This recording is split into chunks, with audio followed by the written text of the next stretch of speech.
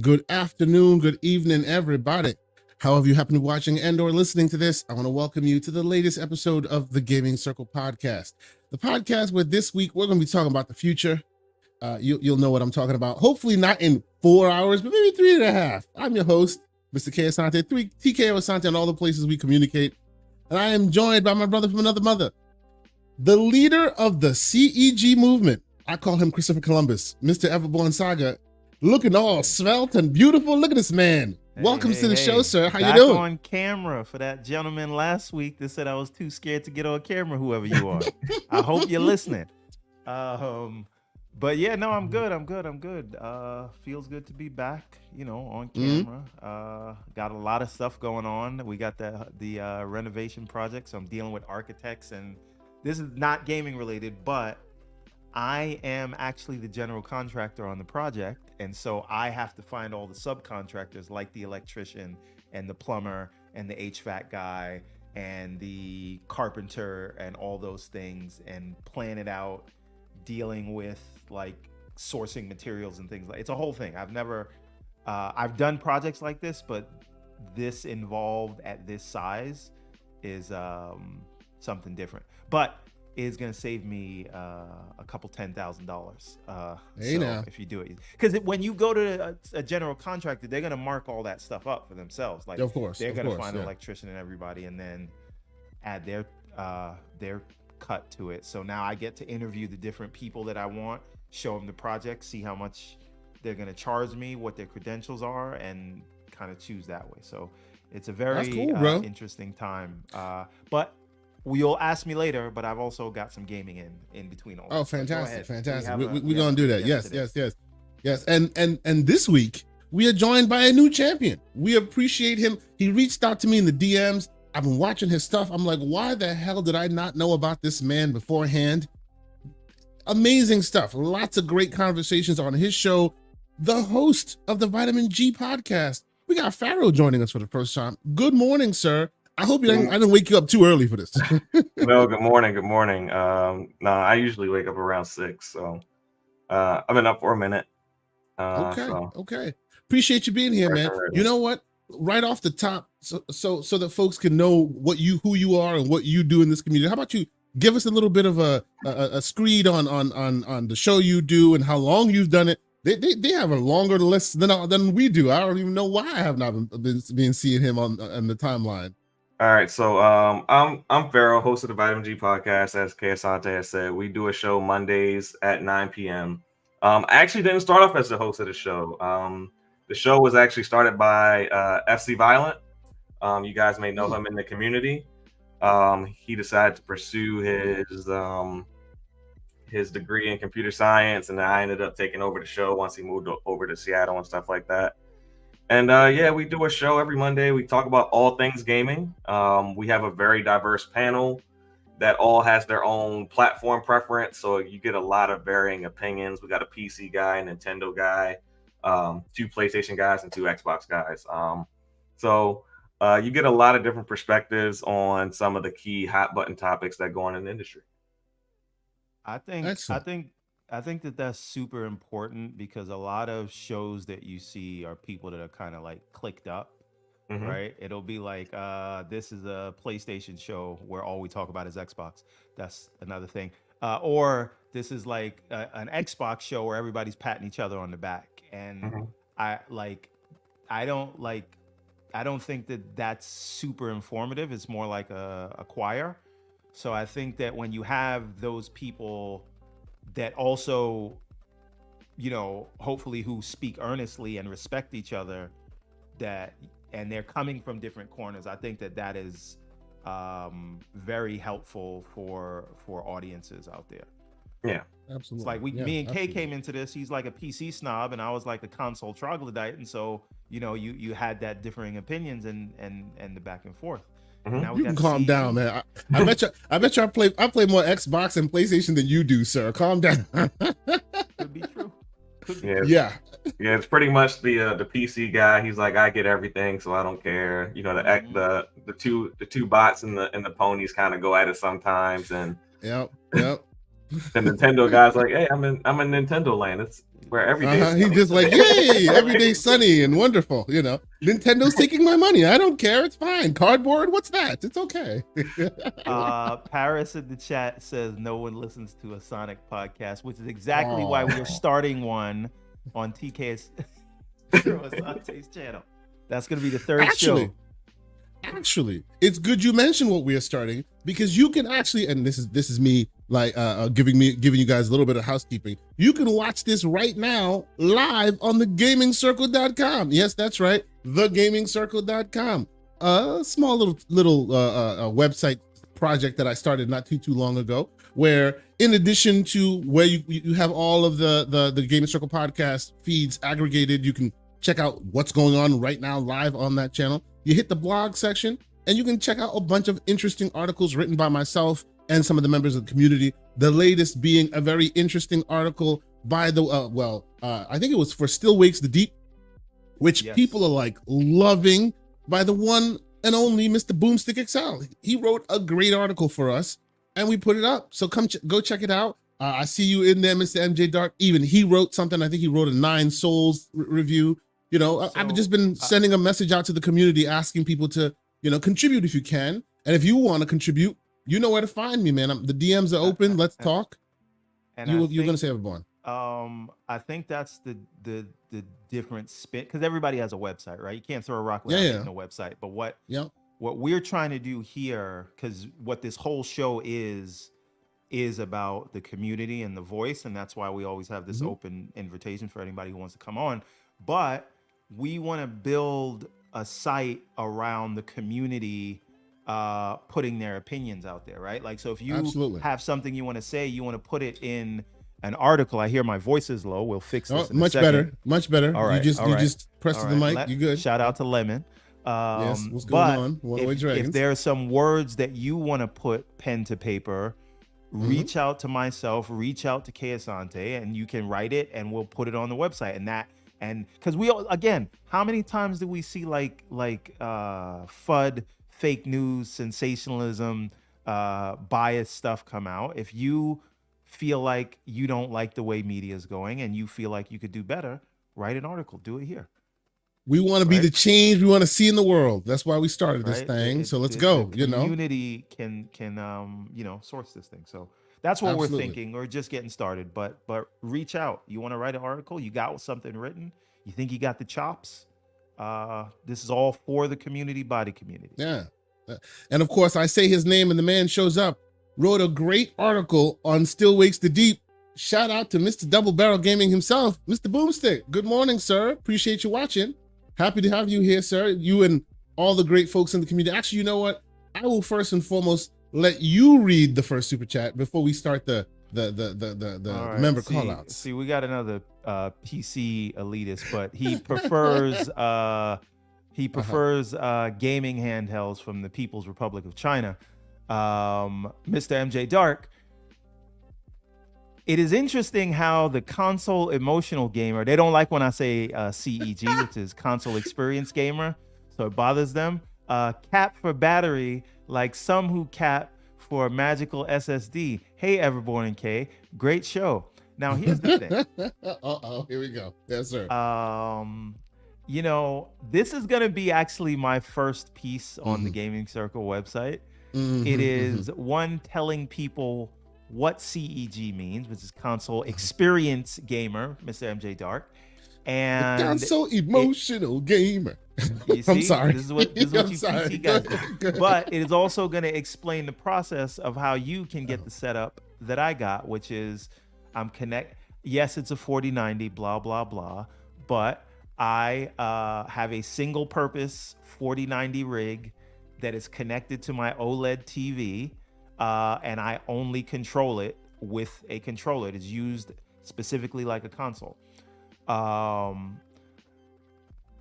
Lemon has a great point. 108 Dragons in the chat says, where's the link?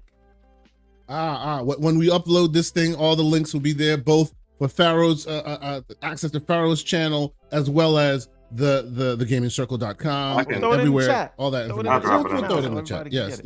But so you know, there are a lot of people, right? Because we're all enthusiasts, right? If you are keeping up with the socials every day, if you're a gaming news junkie, if you're watching like 15 podcasts a week, you know, you have to classify yourself as an enthusiast. And if you are an enthusiast, one would think you wanted the best performance, especially with all the people crying about Digital Foundry comparisons and whatnot, right? And so a lot of the reason people stay with console, even though they are enthusiasts, is because they don't like the complexity of PC.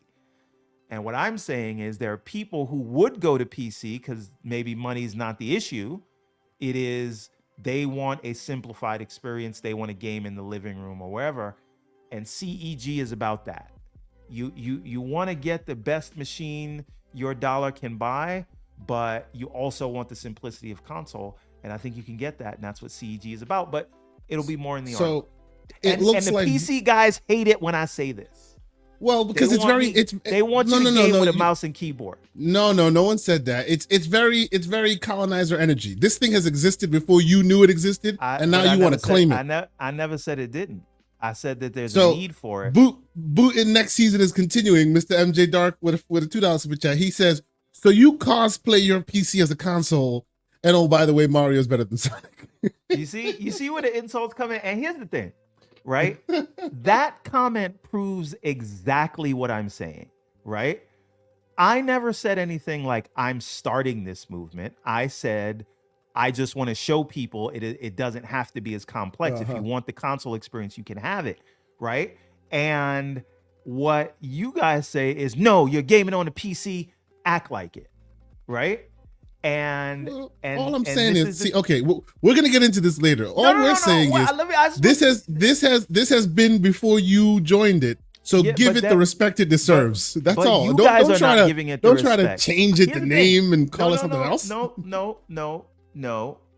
By the way, Pharaoh, don't mind us. This is just how we argue every. No, you're fine. But this is not about colonizing anything or changing it or being the first over the hill or whatever, right? Yes. Console experience is something that has been around forever. This is why Play Night exists, because they want to give you the console experience on PC, right? So if I say console experience, why does it become a bad word when Everborn says it? Why does it become a bad word when because Everborn said it? But let's move forward. Yeah, exactly. That's why because Everborn said it. But you know what? While you're talking, how about you share with us some of the great folks in our community that we consider the members? You can become a member of this channel if you wish. Small fee every month. You help power our show. The pinky's in the air. Of course, the pinky's in the air. And I will let Everborn read that right now.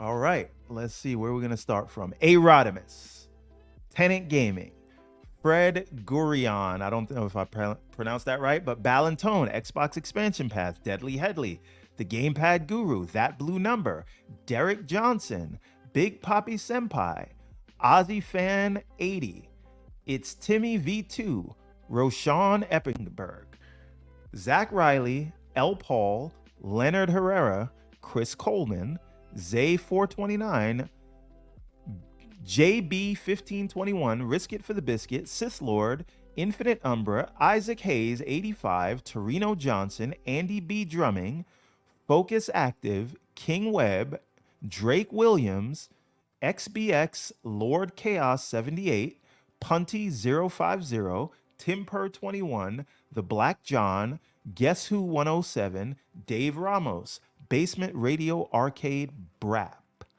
Slow-Mo Backslap, I'm getting ahead of it, JD Gamer, Neo Mental, Pixelbit G, Big Bad Mo, X John Wolf X, Hargeet Chani, J Mac, Graybeards of Gaming, MJ Dark.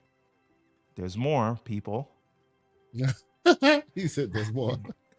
DLJ Plays, Captain Chats, Adidas 20, Kingsley Justine, AJ Allen, Hong Aw, and that's it. Now we're back to Arodimus.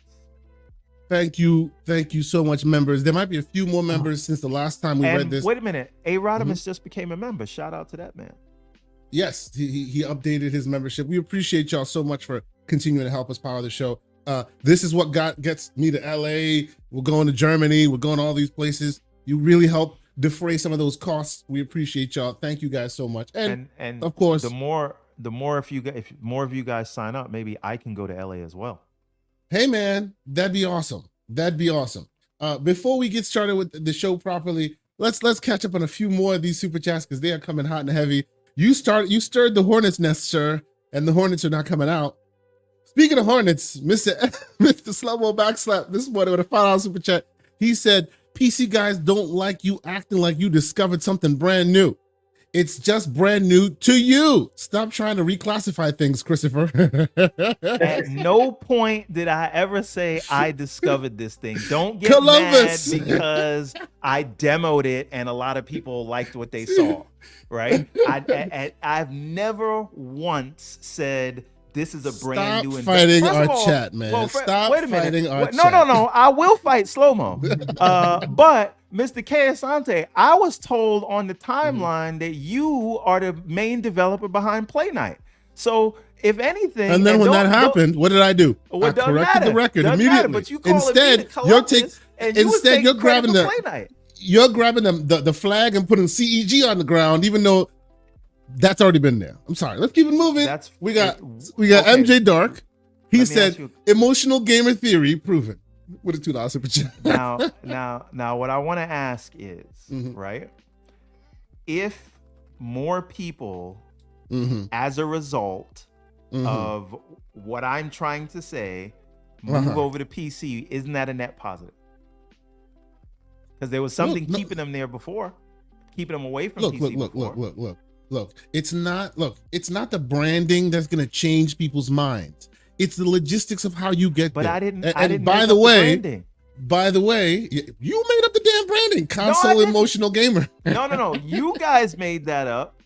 Console experience is nothing new, and everyone's been saying it since the Steam Deck came out. By the way, ladies and gentlemen, if you want to have more of these conversations, want to talk more about the PC realm and how you get into it, either you're dipping your toe or you're buying a monster rig, come check us out. Myself, Mr. John Wolf. Monday nights, we do the Gamers Playground, where we talk about this. 7 p.m. We talk a little bit about, hey, what is your use case? Why do you want to jump in? Is it money related? Is it, do you want to get access to extra games you didn't have access to before? There'll be a bit more gaming, a bit more PC focused game talk today as well, because there's some in the news. But we're burying the lead, sir. There's a lot more about this specific topic that we're going to get into. So because you PC guys keep pushing the console guys away, and he keeps saying you PC guys, and he's got a $4,000 rig. Like, what are we talking about right now? You know what? How about you read Sycamore's chat, because his is on your side, sir. Go ahead. All right, Mr. Sycamore, friend of the show, Lord Everborn preach. I am ashamed of my PC brethren.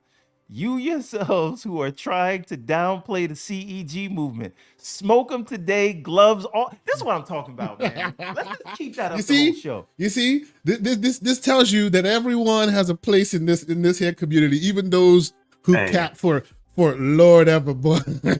I'm a fan of the CEG movement. I love it. Okay, there you go. Let's go. There you go. Enjoy it. See, we don't mind it. We just want you to give it the fair respect it deserves, which is big picture mode, which has been there before you even knew big picture mode existed. But okay, it's cool. It's cool.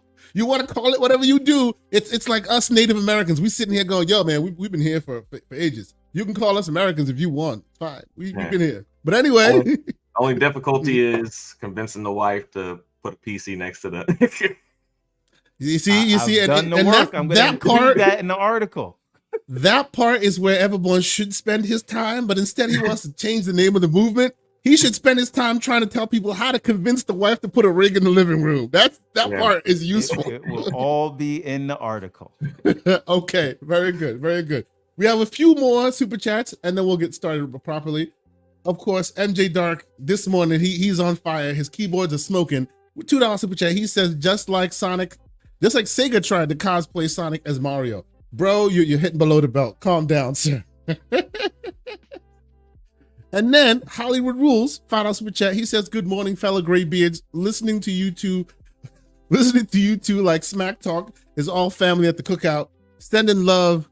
Sega, you got Saga. I'm sorry.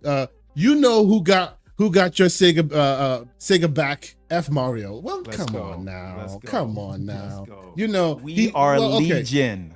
Yeah, sure you are. Sure you are. I will take a quick pin in it and say I'm watching the new Knuckles show, by the way. This I don't know if you've seen this. One of the funniest shows I have seen in a long time. Watching it with the kids. They love it. And the fact that Idris Elba is the voice of Knuckles, he can say anything he wants. I'm happy. It's a lot. It is so good. You got to watch that thing. If you haven't seen it, it's pretty hilarious. It's basically a cartoon, but in real life. It's pretty damn hilarious. But yes, final super chat before we get started.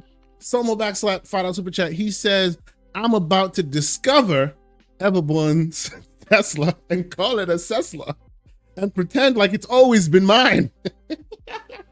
There you go. You see, some of these people don't like your energy, bro. No. It's again, this is why we get Sonic Slander. They just don't want to hear it coming from Everborn, but it's okay. Of course we are. But okay, let us get this thing started properly. And of course, Pharaoh, you are our guest here, so you get the first dibs here. What games have you been playing, sir? What's been keeping you busy this week? I recently been playing. I just finished Hellblade 1, dove into Hellblade 2. Okay, excellent. So, got about what are your thoughts? I like it. I think I think the arguments around the combat are grossly exaggerated. Okay. I actually like. You said you're about an hour in. Yeah, about an hour or two. And my wife got bored of it, so we had to switch to a movie. So. Okay. So I had to switch out. You could have kept playing and told her it was a movie. The way that game looked. Well, Hellblade 2 anyway. Yeah, Hellblade 2. Yeah, Hellblade 2. Yeah. So so I like the combat a little bit more. I think there's a little bit more strategy to the fight than there was in the original, which felt like a little just bit more hack and slashy. Even though it's a couple more button prompts that are taken away. And then I'm still trying to platinum Final Fantasy VII Rebirth, but I'm suffering minigame fatigue, so took a little break from that, and just a lot of Madden. I've been doing the beta and stuff like that, so that's pretty much what I've mainly been playing these past couple weeks. Okay. Hey Pharaoh, I just want to add to your point about Hellblade that I think a lot of people missed because they were so busy trying to like have a spicy take or hate on it. I think the combat, while streamlined into less actual buttons you have to press, is more complex than the first one, right? Yes. So because they don't give you the button prompts, so they don't do the slow down time. I mean, they do when you're about to die, but like, in the moment of in the heat of battle, there are many things that you can do. There's many ways to use focus, to use it as a counter, as opposed to just the block and dodge. And a lot of people just button mash their way through, and the game does allow you to do that. But if you put more into the combat, you will get more out of it. And I just think that people were so used to, the sort of, this is punch, this is kick, this is dodge. When there's a cinematic moment, slow down and give me the button prompt to press a button so that I can do something. And this game doesn't do that. But I found like I could play a scene twice and have a lot of different outcomes depending on how much emphasis I wanted to put in the combat. And I do think the way that this and again, it is one person fighting you at a time, but if you had a more grounded take, you can't really fight more than one person at a time, unless you're doing like something that's super gamey, which requires like crowd control stuff. But again, like this goes for more. I know that you're dealing with giants, but as you get through it, you'll see something. But I really do appreciate this and the motion capture and the transitions between enemy to enemy and being in the thick of combat and still feeling like giving you the sense of being surrounded and fighting multiple people. I think it will be studied and you'll see other games use this and take it even further. And I think they should be commended for it. I really enjoyed the combat in Hellblade 2.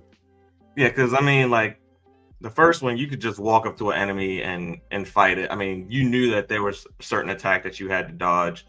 But even when I was playing Hellblade and the guy I was fighting against, I had to go against his sword hand if I wanted to actually have some success. I couldn't just approach him any type of way I wanted to. I had to approach him in a very specific way if I wanted to actually attack him and do damage and avoid myself getting hurt in the process.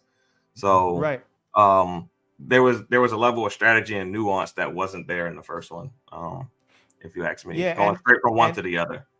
and in the first one, if you really go back, and I played these things back to back because I decided Yeah. to play Just like he's Hellblade doing. 1. Yeah. Yeah, same thing. Yeah. If you notice in the first one, you did fight multiple enemies at the same time, but really only one of them would engage you at once. And that's most Right. games though. Most Yeah. games are like that with the AI. So But this is the thing. If that is going to be the case, why not? And I'm not saying every game needs to do this, but to me, I think it's logical to say we're going to focus you on one battle, but have a seamless transition when you get rid of that enemy. And sometimes it's not even that you killed him, it's that another enemy wants a piece of you, so they will kill the guy that you're fighting, and then you go and fight that person, or somebody will step back into the shadows and then someone else will come up. I just thought it was really well done, and those battle scenes really did give me this sort of sense of like Battle of the Bastards in Game of Thrones, where you're in the middle of a war and you don't know what's going on. You're just focusing on putting one foot in front of the other. Let me take this guy out, and then somebody knocks you down. You go fight that person. I don't know. I might go play Hellblade again because I played it twice already, but I really enjoy that game and the combat. And you brought it up, so I'm going on a little rant now. But I do No, feel you're like a good. lot of people were disingenuous about their critique about the combat. yeah, the combat is Yeah. better than people give it credit for. It's a lot more weighty. Yeah. Than and it feels more realistic than the original. Yeah. And now I people don't think, care about I think graphics we all agree anymore. on that. Yeah. But, you such got is it. You life. got to shake the fleas off, everyone. Shake the fleas off. I always say, Pharaoh. I always say he sleeps with the dogs and catches the fleas. He makes those talking points kind of dominate him a little too much. You know what I mean? Yeah. We know what we're looking at, even though some may deny it and some they talk a little smack. We know that in the quiet corners where they're by themselves and they're playing this game, they're like, "Damn, that's good." Let me pause that real quick and use photo mode. Actually, yes, as you can see, I'm about to do that. Right, to see really what's going on here, because wow, those look like cutscenes. You know what I mean? So Dorian don't Gray take in that. the chat says Yeah. people just wanted Girl of War. No, and- Comment of the Days of War. In 3 years, there's gonna be a game that comes out that has very similar combat, and people are gonna think it's the best thing ever. And we're gonna be like, Yep. we've already had this with Hellblade 2. Yep. I can already see Yep. it because it is pretty good combat. Yeah, I agree. And I think if there's even one detrimental aspect to it, it's the fact that they didn't tell you they didn't completely explain the full depth that it's there, right? You'd have to discover it for yourself. And they made it easy enough there where if you didn't want to discover it, you could just mash your way through it. But there's a lot of depth there. There's a lot of counters. There's a parry system. There's all these other things that they Did you don't know speak about. You can catch projectiles and throw them back if you, instead of using counter or block, you use focus right as it's about to hit you. So if your focus meter is up and you use that as a counter, she does special moves, right? And it's that kind of thing that I feel like is never explained. Maybe they should have explained it, but it went past a lot of people, and so they thought the combat was simple because it allowed you to progress if you just mash buttons. But you don't have to do that. If there's one thing you want to criticize Xbox for, is not necessarily going deeper in their deep dive during the developer direct. That might be it. Not the game itself. That's a good point, because for the longest, and I know Slow-Mo will agree in the chat to this because we've talked about this offline a lot, it almost felt like they were hiding the combat. Yeah, This is it. And, Yes. and in the like every time you saw this game for the 3 years that you saw it before it came out, it was like, let me show Senua walking. yeah. Let me show some monologue. And it was like, where is the combat? if the deep dive would have taken the time to show people that you could do all those things, I don't think the combat would have gotten the complaints that it got in the reviews. Yeah, I agree. So yes, anything else you playing, sir, or that's been keeping you busy this week? Mainly those 2 RPGs and a couple live service games. That's about it. Excellent. How about you, Mr. Everborn Saga? What has been keeping you busy? I know you said you got some games that under your belt. What you playing this week? Actually, all week, on Boom's recommendation, after that article, I picked up Still Wakes the Deep. Talk to me about it. I have not played it yet. Go ahead. Yes. So it is. It's on Game Pass, so there's no barrier of entry. But I actually have some smoke for that game on Game Pass, which I'll come to in a second. But I'm about 2.5, 3 hours in, and a lot of people are basically calling it like The Thing, but in a video game. It's a first-person survival horror. You are not a cop. You're not like a super soldier. You're just an electrician who is trying to survive. So there are no guns. You have a screwdriver to break open locks or open things. You have a flashlight, and you can kind of throw things to get certain things attention off of you. Basically, they're on an oil rig. They're drilling something. They hit something and they shouldn't keep drilling, but the foreman says keep going, and all hell breaks loose.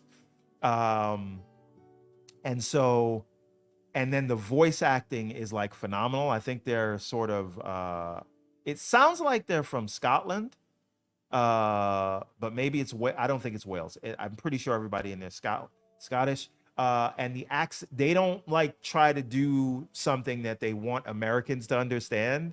Like, if you hear them talk, it almost feels like they're not speaking English, but they are. And if you look at the subtitles, a lot of the times the subtitles are different from what they're actually saying. But it's a really, really interesting game. And like, I'd watch this if you just told me it was a movie, but it's not like a walking sim at all. Like, you have to do stuff, you have to get away. It is really hardcore survival horror, and I'm digging it. And all the voice acting performances are top notch, like to the point where this could have been in a movie. You know, when you talk to an NPC in a game and you're like, this is clearly somebody, this is one of the developers that's just phoning it in, right? These are all like, it feels like trained actors that are doing this stuff. It's really well done. And so the other thing is, even though this is available on Game Pass, I ended up buying this on Steam, and it was only like $31 because the opening week it had 10% off, and I think it's even less now. You can get it for $27. We're going to talk about that in a minute too. Continue. Yes. The pricing. Okay, because we'll talk about pricing, but pricing, I wanted to support the developer, sure, and usually I'll do that. Something will be in Game Pass, but I'll buy it because I want to support the dev anyway. I don't do this for big publishers, right? If I'm playing your game, I've supported you. But if it's an indie dev, a lot of the times, like I did it with Death's Door, I did it with Shredder's Revenge, I did it with, I usually do that with small games, but that's besides the point. What I'm getting at is, yes, Zao as well. What I'm getting at though is the game, the version that is in the Xbox store on PC is atrocious, right? And I do not say that lightly, right? It was literally like broken when I first started it. So there are times where you jump into a conversation with an NPC, and then you after you get out of the conversation, the right analog stick will no longer work, but you can walk forward and back, but you can't look up and down or anything like that, right? Yep. And you got to restart the game just to get it to work. And then there's another instance where you can pause the game, but once it's paused, no controls work except for pressing the start button to get out of the pause menu. You can't select anything, meaning you can't quit. So I had to quit from the taskbar. And it was weird things like that. And then it did the Xbox version. I'm not saying the console version, the Xbox PC app version for Game Pass. It does not have options for DLSS or FSR3 or any of the upscaling stuff. It's like there's an older build. Let me interject. That you get in Game let Pass. me interject, and this is not me. This is not me push like giving it short shrift. But let me explain why that is. They have tied and that's Xbox's fault, Microsoft's fault. They have tied the store to the console store. So Console the store or same Windows hurdles, store? Windows store to console store.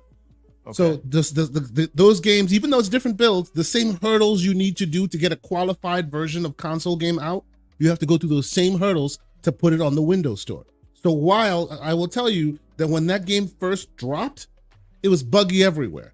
But on Steam, quick patch, you won't even notice, right? The first time you play it, maybe patch 1.5. On the Xbox store or the PC Windows store, you have to go through certification every time you release a patch. So that happened with Power World as well. That's the reason why they're always behind the 8 ball, because they can't just spit out another patch quickly and fix the problem. They have to go through have a long, arduous process of approval. Whereas on Steam, bang, another one's out, it's problem solved. This is what's happening, but continue. Right. So I have had 0 issues with the Steam version. So for me, with all the headaches I was having from the Xbox app version, like I think it's $30 well spent to not deal with those issues and play a game that is really fun. One thing I will say about the Steam version though, there is no cloud save. So I can't pick it up on the Steam Deck and go, which is rare for a new game. Which we can help you with that. Like even in those instances, there are a few games that don't have cloud saves properly. You can kind of make it have cloud saves. It just requires some effort. It doesn't fit into the CEG framework, but it can still be done. I'm just saying it can be done. So if you really care, we'll talk about that. Yeah, we will. Slow-mo in the chat says, so CEG didn't help. Actually, CEG did help because big picture mode is what makes CEG possible, not the Xbox app. So whenever I want the CEG experience, I got to use the big picture mode because there is no big picture mode for Xbox app because it is dog water. At the moment, anyway. I'm sure it will get better and they're working on it. Let's hope. Yes. When I use Xbox Game Pass games, I got to pull out the little mouse and keyboard to go and select that. It's a whole non-CEG process. They do have the controller support now, fully integrated, don't they? So here's the problem. It's not fully integrated yet because when you let Steam, when you put the drivers on your PC to control the guide button, yes, it takes over this. Yeah. Yes. And so even when you get out of it, like you gotta wait. Sometimes it doesn't even start. So basically, you get the console experience if you stay in big picture mode. The moment you get out of that, all hell breaks loose. Yeah. So I honestly think that is Valve's like little secret sauce. They're like, screw them if they leave our ecosystem. I think they're doing a little bit of that. Sabotage the Xbox controls. Yes, they do. Yes, they do. They do. So I say this is why I really want Xbox to have their own big picture mode, just so that whole process is more seamless. Because right now, for me to have the experience that I want, meaning just TV connected, no mouse and keyboard, I gotta stay in Steam, which means I've been buying a lot of Game Pass games in Steam just to get the experience, which is and now you understand why. Now you understand why they haven't released the Steam Deck full experience on Windows. They find it's more advantageous to keep you on the dole and make you live in their world because you're buying their games. You see? So A. Rodimus says the PC experience seems great. It is great if you stay in Steam. It's just it's not great for Game Pass.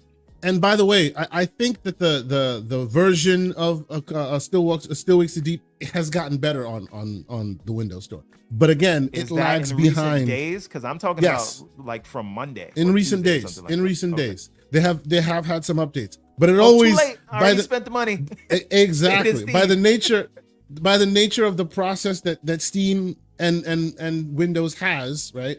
It will always lag behind Steam because Steam just lets you update and iterate whenever you want. Versus, the Windows side that is the cautionary tale that has come from like games like Cyberpunk.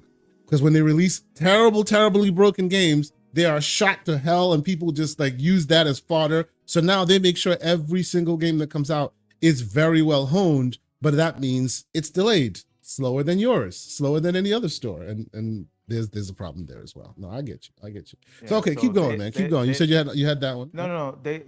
I mean, I've been playing that, and I've been playing, which I highly recommend, Indica. If you have not checked that. Oh game yes. You were talking about that last week. Yep. Definitely check that out. But again, the moral of this story is Steel Wakes the Deep is great. It is absolutely worth the $30 you'll pay for it, even if you don't have Game Pass. You know what? I'm gonna give away a copy of that next week. Oh, look at that! That's beautiful. No, No, because I really people need to play that game. It is top marks. Anyway, but we're gonna move on. But I really think it is imperative that there is a big picture mode for the. First of all, throw out the whole Xbox app that you have right now. Just put it in the bushes.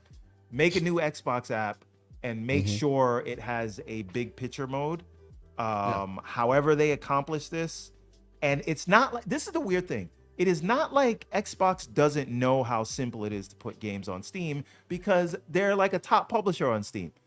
Bro, they invented big picture mode.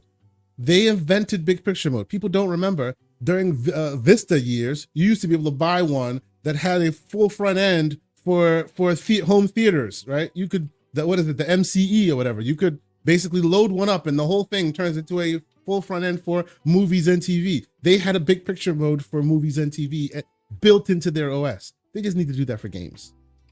That's what they need to do. Right? It needs to be done. They can. It's so weird that they don't. But anyway, we can move on. It's just Xbox, get your app and your together act together, because that Xbox PC app is not it.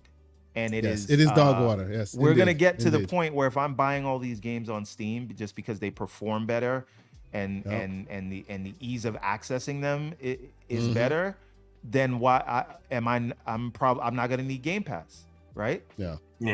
And so it's not a good look. They got to work on that. They're getting there, but I think it's a lot of cooks in the kitchen between Xbox and Microsoft when it comes to that. So, because it has to work natively within the Windows ecosystem and things like that. So I think that's kind of one of the biggest, but there's a big investment by Microsoft into the PC side of gaming. So I think they'll get there, but it's just a lot of cooks in that kitchen, and they all got to figure out how to make the dish. Big investment. It feels like all of that money is going to support their games on Steam, because even their own first party games perform better on Steam than in their own store. But remember, it's not even their first party games performing better. It's that they themselves don't have to go through the arduous certification process on Steam. So they can just release it there first. The certification process. It's just like, what? True. Who's running the show here? Right? You make how are you tying your own hand he's behind the king. Your back and then he's the king, and he says, I don't make the rules. We're like, but you're the king, but I don't make the rules. What is going on? Like this is like I'm not asking them to, like I'm saying put xCloud on iPhones. You don't control that, like, right? Yeah. Like I'm not saying put Game Pass in Steam. You don't control Steam. You control your own store. You can make the process easier. See, they can't pivot quickly, because if they do that, then it breaks potentially the console side of the so they have to disassociate it. Slow-mo in the chat. How many years has the Xbox PC app been? Oh, it's been dog water forever. It's been dog water forever and a day. It used to be crap by itself, and then when they tied it to the console, it was crap because it was tied to the console. What I'm saying been crap for a long time. As a console troglodyte, as an Xbox stan, they are pushing me over to Steam as a customer. True. Yeah, that more is and true. more every day, right? And this Slow-mo says since the beginning of existence. Right. No. And I am someone who is in the bag, right? Who like I'm, bleed green, whatever. I got the Xbox jacket. Right? He paid for his. Look at this. Right. Damn. And even me, if I'm being pushed over to Steam to buy these games, like at a certain point, why am I even in the other ecosystem? Everything comes to Steam. So they really got to get on top of this, because if you lose me, you already lost Tim Dog. If you lose me, right? Leave Tim out of this, man. Tim ain't got nothing to do with this. I am a canary in the coal mine. I hear you. That's all I'm saying. They should fix it, and I know they're working on it, so I'm not like coming at them because they know that they got to fix it. Phil said that they got to fix it. I'm just saying, give us a beta or something. Mm-hmm. But anyway. Oh, here we go. We will move on, but of course, as I suspected, because sometimes when I put these shows together, I'm like, I'm thinking about what we're going to talk about. I'm like, I bet you this one will call Paris. Paris will be like, send me a link, and of course, without fail. He's like, send me a link.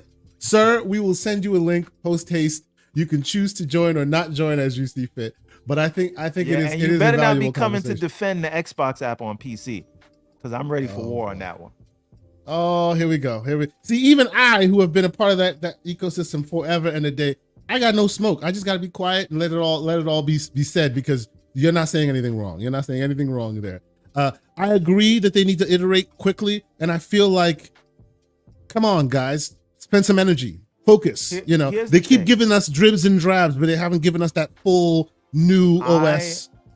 I use Teams for work every day. They're serious about Teams, and they've been able to take market share to the point where regulators are looking at them about how aggressive they've been with Teams. They update Teams once every 3 days. Yeah, every time someone else gets a new feature, it's there within a week on Teams. And so I just don't understand your gaming app, which again is bigger from a revenue perspective at this point, or at least on par with Windows. I cannot understand for the life of me why more Ladies effort and gentlemen, put into iterating on the Windows app faster. Let's let this debate really begin. Paris Lily, what's going on? Hello, good How sir. you doing this morning? So, hey, how y'all doing? Good morning. So, real quick, I was half listening, so I could be off on here. I might be ducking out in 2 seconds. First, I agree with you. The Xbox app on PC is unacceptable. They know they need to fix that. Phil is on record not being happy with it. They know. Now, I'm going to what you're talking about with Steam and about them losing you and all that. Yes. So explain that to me again. I want to make sure I'm not off here. What I'm saying is, now that I've moved to PC for my gaming, I've connected it to the OLED, right? I'm treating my PC like a console. Yeah. As a day one 20+ year Xbox fan, I would like to stay in the Xbox ecosystem. So stay in the Xbox ecosystem then. Wait a minute. I wish that I could, but there are so many concessions that I have to make. If I buy a game, the Xbox app version doesn't work as well as the Steam version, right? And this will be their own games, right? And so I have found myself where even if a game is in Game Pass, like Still Wakes the Deep, I really enjoy the game, but it's buggy and doesn't have any upscaling options only on the Xbox version of the app. So I went and bought it on Steam. And so more and more, I find myself, there's a game in Xbox I would buy. On console, I bought all my third-party games. Even though I had a PlayStation, I bought all third-party games on Xbox because that's where I prefer to play. On PC, I would be buying all those games in the Xbox PC store, but a lot of them do not perform as well as the Steam version, just from a usability standpoint. And as we already discussed, because I'm treating my PC like a console and connected to the TV, I have to pull out the mouse and keyboard just to get into the Xbox app. And so I'm saying, if they just had a better user experience for the Xbox app, and these are Windows apps, they're EXEs, they should theoretically have all the same features as a game that when it's in Steam or in the Epic Store, because those games don't have the same issues that they'll have on the Xbox app. And I'm saying that's unacceptable. You own Windows, you own Xbox, your app should not be the worst experience. And they're leading me to pick these third-party games up, and even their first-party games on Steam, when I'd rather buy them from Xbox. Okay. So I'm going to be a little bit of an a-hole here. I just say so. Let's go. You are in the 1 percentile of use cases. Number one. I don't disagree. Number two, I agree with you. They need to clean up that app. They need to make it more desirable. They need to make sure that all the games are on par, whether you play it on the Xbox app on PC or whether you get it from Steam. From a performance standpoint, we are 1,000% in agreement on that. But now here's the a-hole part of it. You ain't gonna stop playing Xbox games. You buying them now, so they win. No. They're still they're still getting you in their ecosystem because you're still going to play their games. You may not get them through Game Pass or whatever the case may be, but you're gonna go spend $70 for it on Steam. So you're still buying their games. But see, now I'm defending Everborn because they're making it's terrible. Instead of getting 100% of Everborn Saga's money, now they're getting 70% of Everborn Saga's money because their own ineptitude in their app store, which is kind of unacceptable. But this is again, we're really in agreement here. I'm just being an a-hole when I'm saying this, but you're such a small use case of it, them losing that 30% to Steam, but still keeping you as a customer.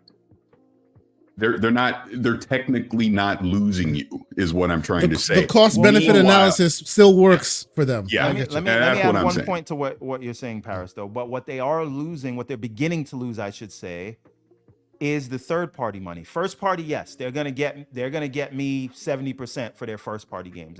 They would have got 100. Well, they probably wouldn't have got nothing because it would have been in Game Pass for first party. But so maybe they're making it up, in the aggregate, but there's a lot of third-party games that I buy on Steam that normally I would have bought in the Xbox ecosystem.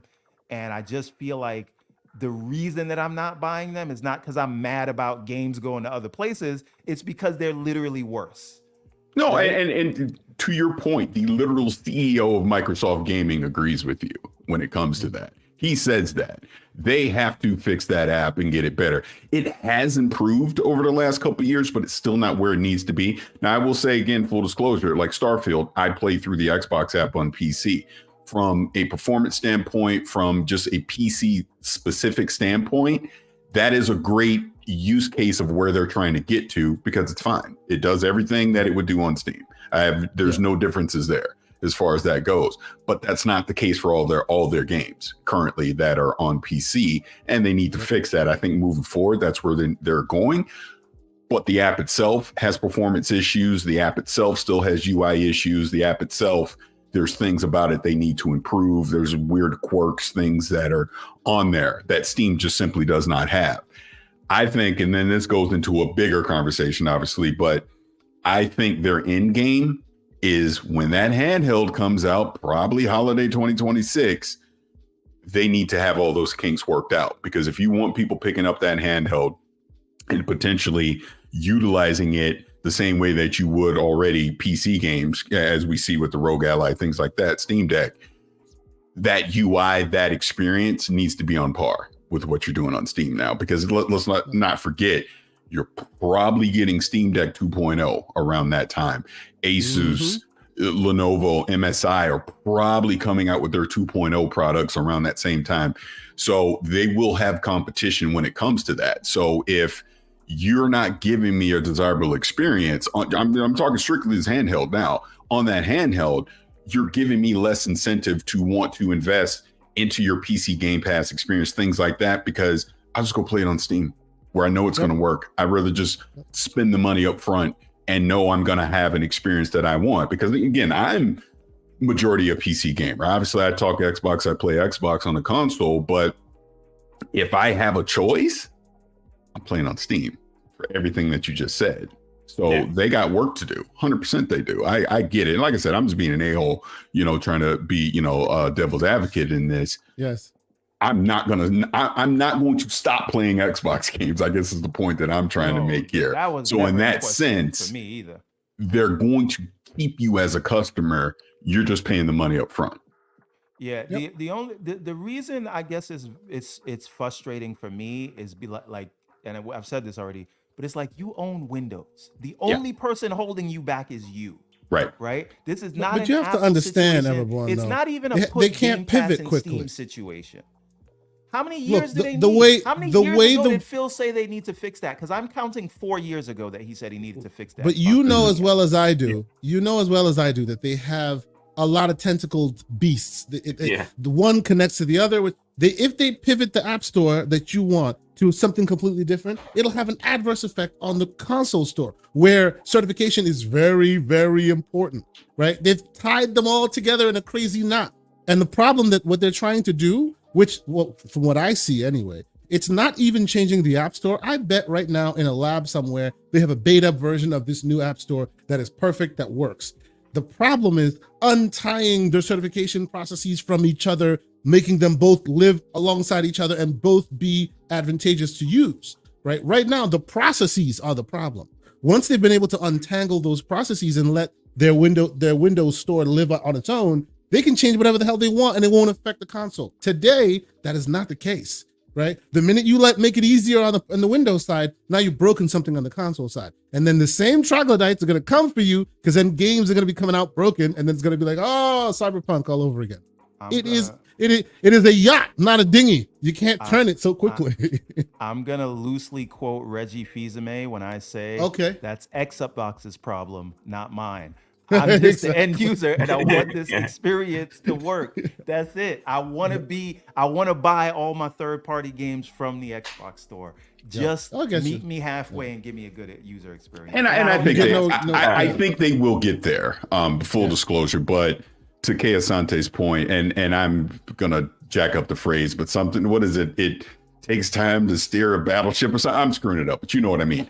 The bigger the org, the longer it takes to get to the actual solution, because there's so many variables along the way.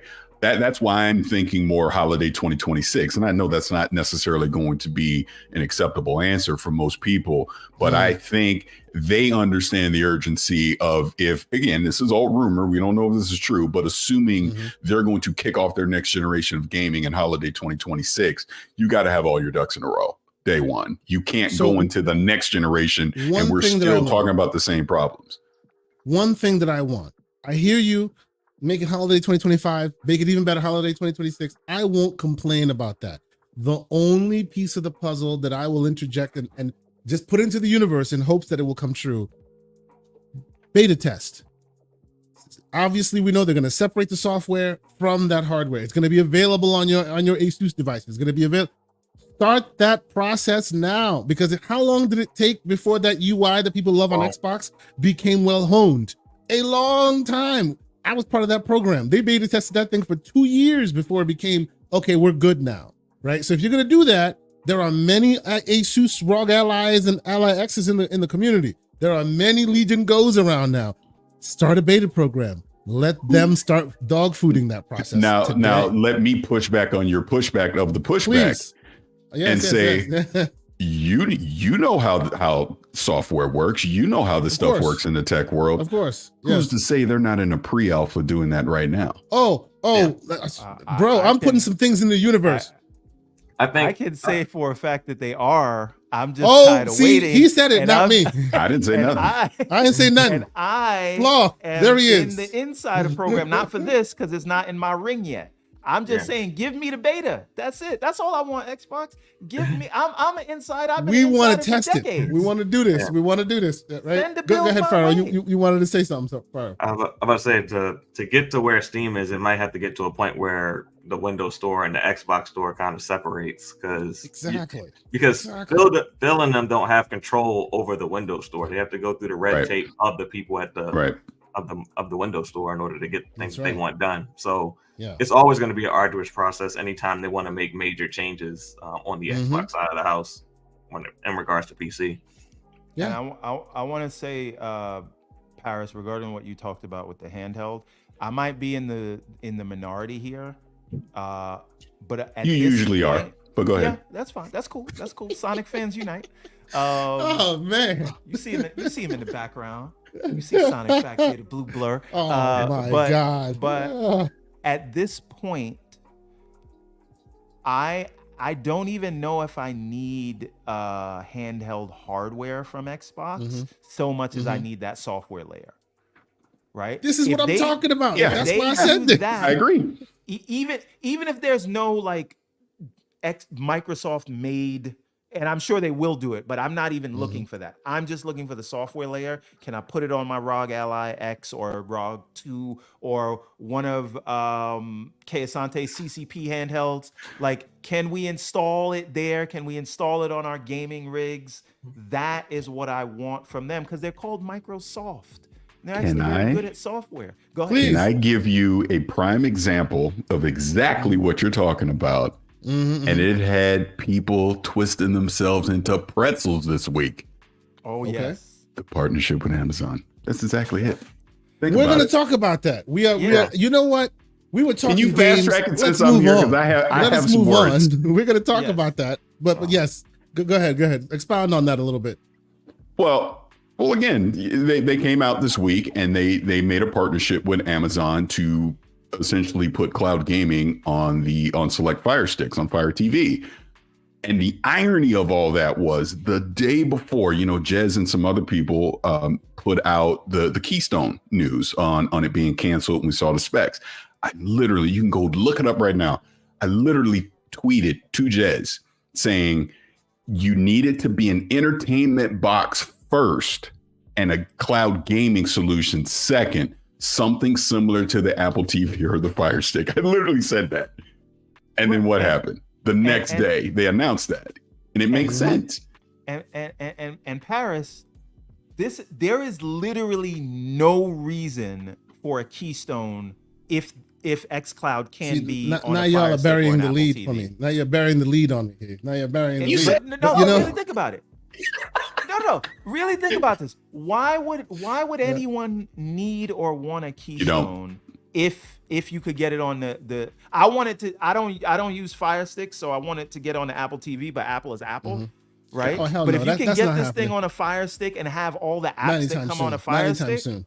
Yeah. I mean, maybe Margaret Vestager from the EU will force him to do it, but it would have to take that for that to happen. That's right. Yes. But seriously, like you can now basically have a Keystone with all the other Netflix and the HBO Max and Disney Plus and all that, as well as xCloud from a USB stick that you can plug to the back of your TV. But here's the funny thing about this, and this is why the uproar this week I just found so silly and ridiculous. They've been telling you this for about 4 years, by the way. Yep. And did we forget that they had partnered with Samsung doing the same exact thing 2 years ago? It's the same thing. And in my other question words, is, what happened to LG? They promised with LG, and then it never materialized. That brings up the next point. I don't think they're done. I'd be shocked if we don't see an LG partnership, a TCL partnership, a Roku partnership. In other words, the hardware already exists from manufacturers.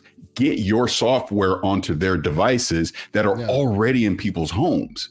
In other words, I'm not telling you to buy new stuff. Use what you got. Install and you can my play stuff, our games. and you're still good. Absolutely. Exactly. Absolutely. Yes. And the funny thing is, Paris, a lot of people that were pretending to be hyped about the Keystone when it was a rumor are some of the same ones that are pretending to be upset about this. What are we doing? It's so crazy. If your concern, and again, this is not my concern, right? But if your concern is, oh my God, Xbox ecosystem is going to die or console's going to die or whatever.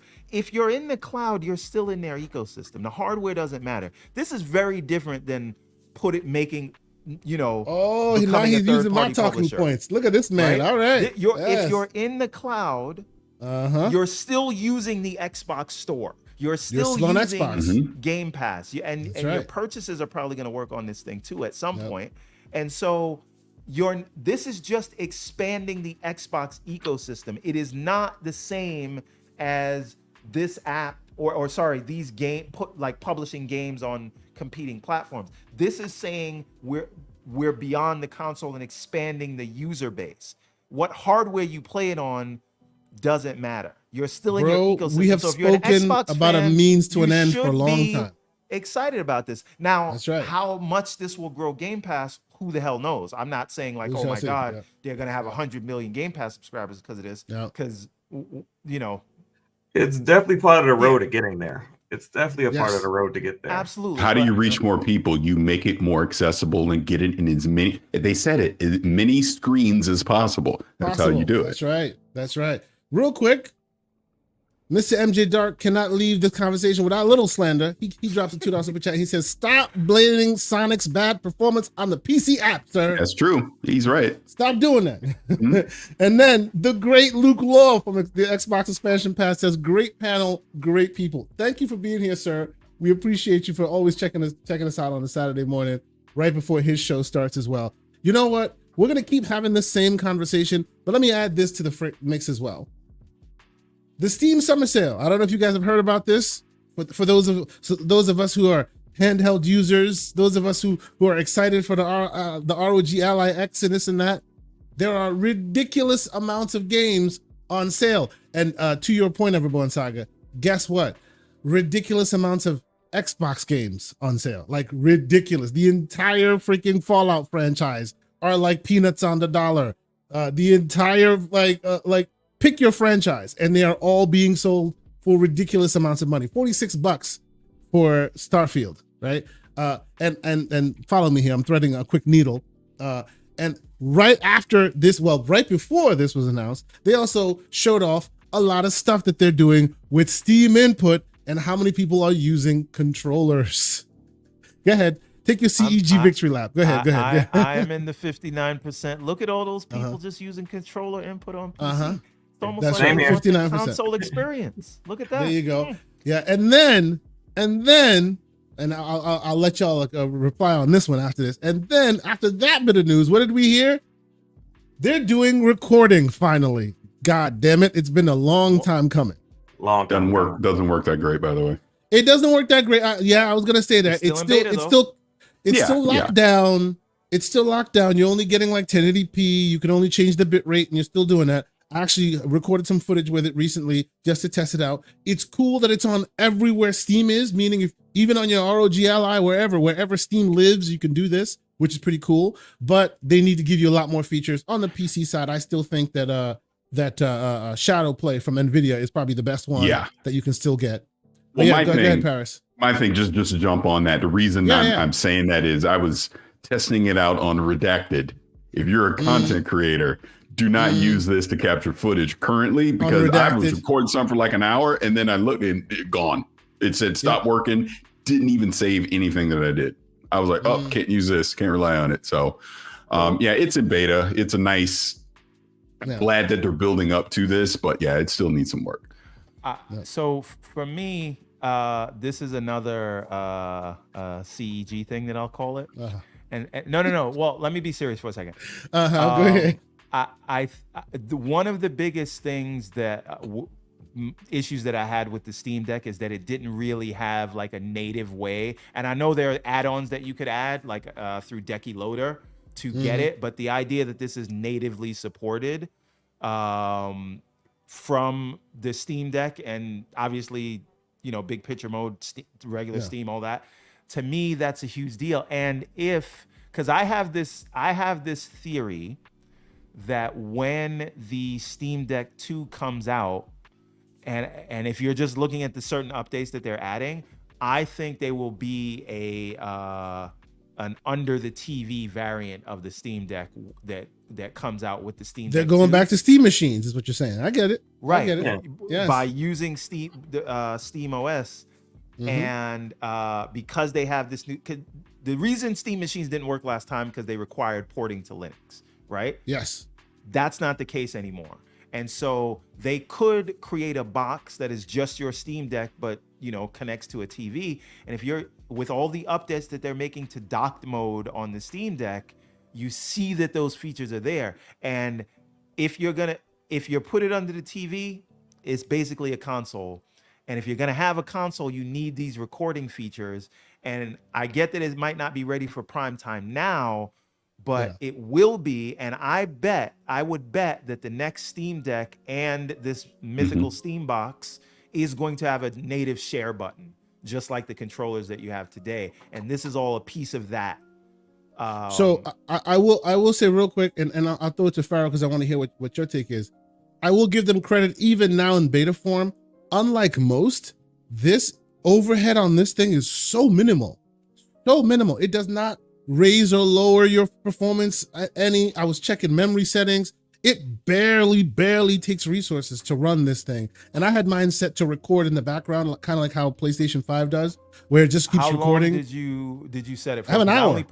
I put it for 1 minute, and I haven't had no. Yet. Just I have a full capture the last 1 minute when I press the share button. I have literally set it up because that's to me, that's the PlayStation's like strength when it comes to capturing. You could just start playing and then capture what you've played an hour after, an hour at a time, and not even have to remind yourself to hit the capture button before you start. As long as you're playing, it's capturing. And I did that here with this. Now, of course, admittedly, I did it on the big machine. I did it on, so I have a lot of overhead, but I've been spending a lot of time kind of paying attention to how much overhead it's using and all of that.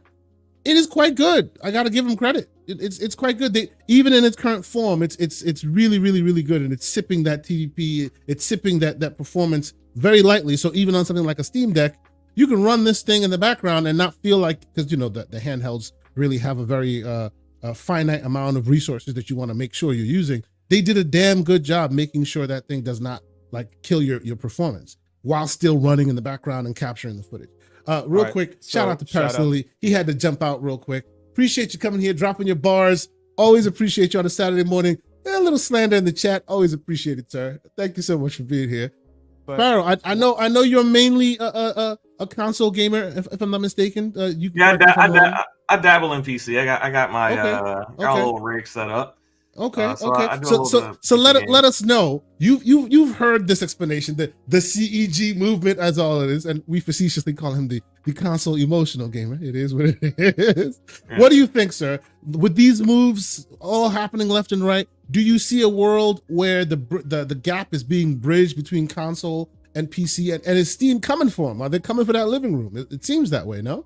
Are they coming for? I'm not 100% sure if they're coming for the living room, but I do think, with everything that we're seeing going on in the industry and people understanding like how many more games, how literally almost everything, can't say almost everything, comes to Steam.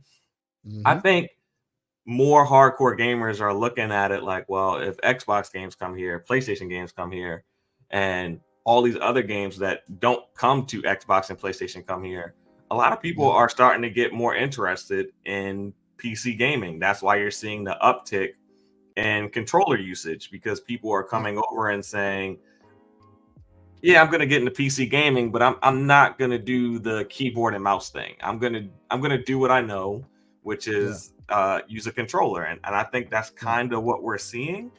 Now, could the Steam machine end up back under your TV? I think that is very, very, very plausible. But I just don't see that intention from them at the moment. But I mean, a lot can change in 2-3 years. So, I could see another player coming in. By the way, the idea of people not wanting to play with a keyboard and mouse, that I will actually say is more perception than reality. Like we know Slow-Mo. I don't know if Slow-Mo's still in the chat. Y'all know me as a person who games on PC often. Like 99.9% of the time, I am using a console controller. My controller of choice being the one and only, right? And if it happens to be a PS5 game I'm playing on PC, I break out the PS5 controller, because then the cool DualShock, the DualSense rumbles are also available on your PC. I'm always using a controller. If you tell me to play a game with you, against you, or with you, and I'm using a keyboard and mouse, I'm gonna be all over the place. I do not play with keyboard and mouse, like, ever. Yeah, I don't think a lot of people do it anymore. I'm the same way. Well, according to Steam's numbers, a lot of people still do use keyboard and mouse. So. Yeah, clearly. Yeah, we are in the minority. We're like 59%, which is not the majority. Well, wait a minute. It is. Yeah.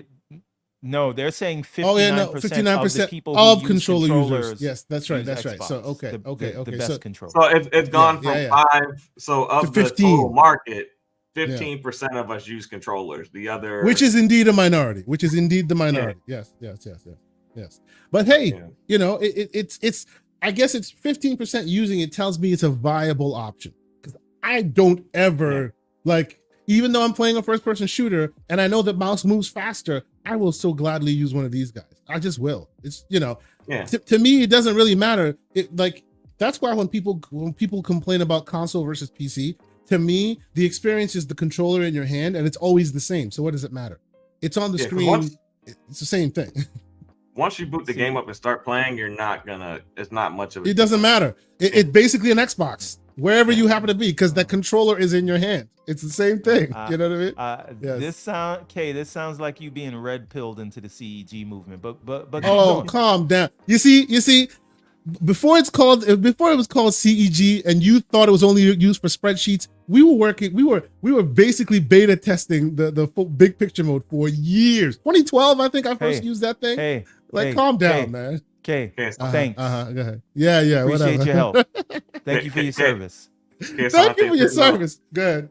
I say you're hitting them with the Bane. You really adopted the darkness. That's right. I was born into this, sir. What are you talking about? Exactly. You know, real quick, a couple super chats. We have the great Pixelbit G, $5 super chat. He says, this is a revisit of the Xbox One idea when we thought they would use the console as a cable box. It's a smart move, but it also leans into Play Anywhere. Absolutely. Yes, it does. And actually, that Play Anywhere part of it, I think that's another reason why they're the stuff that you don't like them to change. That's why it's hard for them to change it. Because the minute they start doing that, your Play Anywhere gets broken. They need to keep what's there while changing their front end ecosystem, and that's hard to do because it's kind of tied, right? They don't. If Play Anywhere wasn't a part, if dual entitlement wasn't a part, they could change that front end anytime they want, and you're good to go. But the minute they do that now, it separates a lot of those ties that bind, and they need to work that out first before they can change that. But yes, very good point, Pixel. I appreciate you commenting on that. Victor Allenstein, final super chat. Welcome, good sir. He says Xbox needs a handheld as it's a certain that they get an Xbox store and they can modify it to fulfill a mobile device of sorts, like Apple did with the iPod. See, I agree with you on that, but the thing that will be interesting that's different than Apple's way is that Apple just went all in on ARM, like all in on ARM. So everything just became one device, right? Yes, it's bigger, it's smaller, but it's still all using the same underlying ecosystem. Because this is Microsoft we're talking about, that leaves no one behind. I mean, I recently replayed Gears of War Ultimate Edition, and it was running on UWP still, right? They always keep the old craft with them. So even in a world where they move to ARM, they're going to have to find a viable solution for x86 and UWP and all of the things that came before it, because they leave no one behind. And that complicates things. Go ahead, everyone. You were going to say. No. I was saying I'm planning on, when we get a closer release date to Gears, like playing the whole series over. Yep. I don't know if I'm going to. I'm almost done with Gears of War 1. It's great. I'm saving it. It's still good. Saving it for when we know. Like, so if the game's coming in 2026, then I'll start in January. But if it's coming next year, which I don't think it is, then I'll start next year. I will put my foot down right now. Digital receipts for future reference. I say it's coming late 2025. I agree. That's what I'm saying. That would be nuts. Yes, and that's why they're going to do that. That we already have. Wow. I say it's coming. I say it's coming 2025, and then 2026 you get Gear 6. That's what I'm saying. Oh, that would be crazy. Yes, boot on next season, gentlemen. Yeah. Boot on next season. That's what's happening. They have so Gear 6. We're Gears of War timeline now. They have so much content now. I don't think they're in a position. I just don't think they're going to be showing too many games that are multiple years out. Yep. And when they show you the thing for the first time and it looks so well fleshed out and they seemingly have the entire idea. Like, we heard rumor and speculation that the Coalition was working on a sub project, right? Who says it wasn't E-Day? Doesn't mean it's the only project they have. I have no prior knowledge. Don't come at me with all of that. I'm just saying, digital receipts. Well, this timeline, when it happens, I told y'all that. That's what happened. One of the people from the Coalition said explicitly that Gears E-Day is the next mainline Gears. It's a mainline Gears war game. So I don't like. So the reason why I'm saying that Gears 6 exists, side project. I'm not saying Gears 6 doesn't exist. I'm saying because they've also spoken about that it's existing. They've said they have like the coalition themselves have said they are going to finish that story, and you're not going to be old and gray when they do. Miranda Sanchez, shout out to her on IGN, actually dug deep into that and got the answers from them about that. So yes, Gears 6 will still exist, and it won't be like Halo finished the fight that they never finished. Wait a minute. Wait a minute. Now, Rand has been saying this, and Spoony Love in the chat points this out. What if you don't get Gear 6, but you do finish the story through a Hivebuster style DLC? Hey man, I don't care how it is bundled, as long as it's the finish, the culmination of that storyline. It will happen sooner rather than later, is my prognosis of the situation. It will happen sooner rather than later. But let's put a pin in it, because that's one of those things that I can call back later and get very messy when it happens, as I do.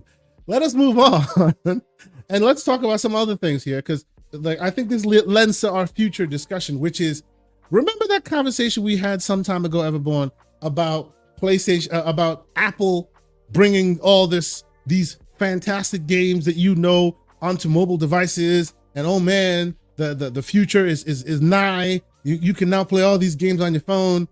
Well, the latest report seems to suggest that didn't go so well. I don't know if you've been paying attention to this, but Apple ports kind of did not sell well at all, like at all. So here's the thing, right?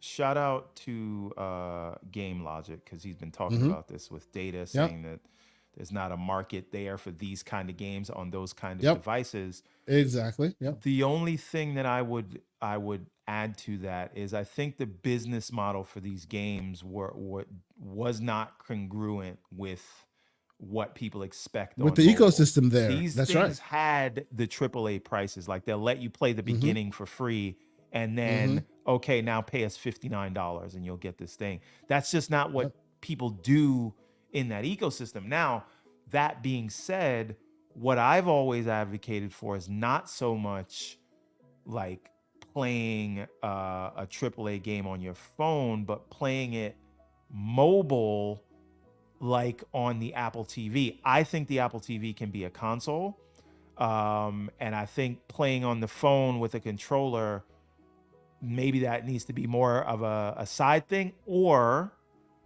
they're gonna have to change their business model. So if you did these games via like Apple Arcade, I just don't think the amount of money it costs to make these games, you can't sell them for less than that price, but you also can't go into the mobile market and say, here's a $59 game. I just don't think it works in that way. And I'd like to see an example of this with a better business model that fits that vertical before we say it's a complete failure. So well they're just talking about the numbers that happen based on the experiments that they have released now. I do agree with you about the business model. I think that if they had done something similar, like, you know how Xbox has the dual entitlement scheme right now, where you buy it on PC and you own it on Xbox, or vice versa.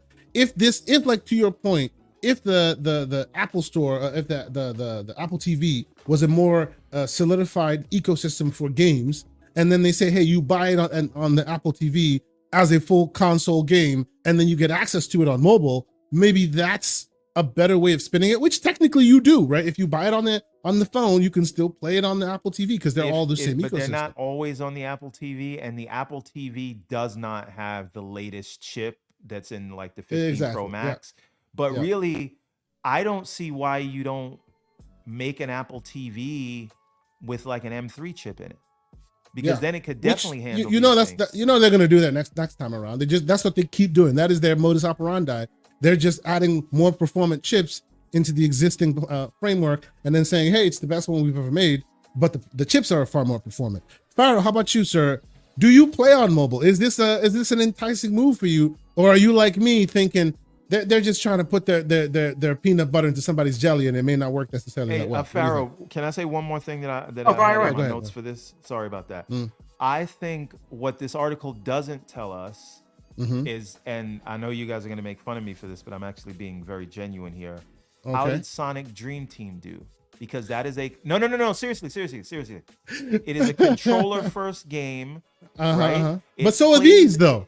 I understand, but it was included in the subscription, right? Okay. And it is a console level game, not like a PS5, but it is like a Switch level game, right? And it plays in the same way. It doesn't play like the typical mobile game that you'll get where it's like a slot machine. So if I would like to see the numbers that Sonic Dream Team did, because it is the traditional sort of style of gameplay, even though it doesn't have like the level of graphics that Resident Evil has. And so I think that's where we would need to see if there's any penetration for this of the games that we are used to on mobile devices, because I played that across the Apple TV and the phone with a controller, and you really can't play it without a controller. You can, but it's not advisable. Yeah. So Victor Alistine, before I let you go, Farrah, Victor Alistine says they should have added entitlements to Mac as well.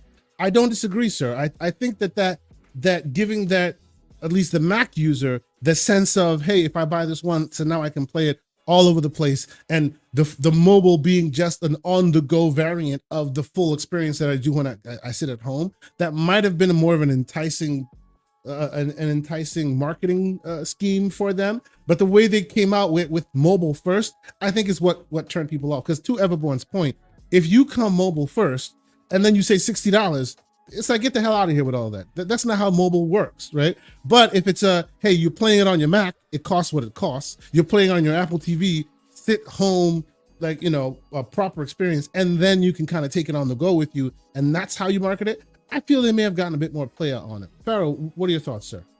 I think there's a variety of factors that kind of hinder the success of AAA games on mobile, and I think it comes down to the fact that the phone is your phone. It's your primary device for so many different things that there's a level of immersion that you just won't get playing a game like Resident Evil on your phone when you got text messages, notifications, emails popping in while you're playing. So it kind of makes it less attractive for a phone user to play a game like that on their phone. And I think that kind of is what ultimately holds it back. And plus, things like, does your phone, how long can the phone perform at that level without eating into your battery? The heat that it puts from the power draw on the processor and all. There's so many things that hinder. Because are you playing?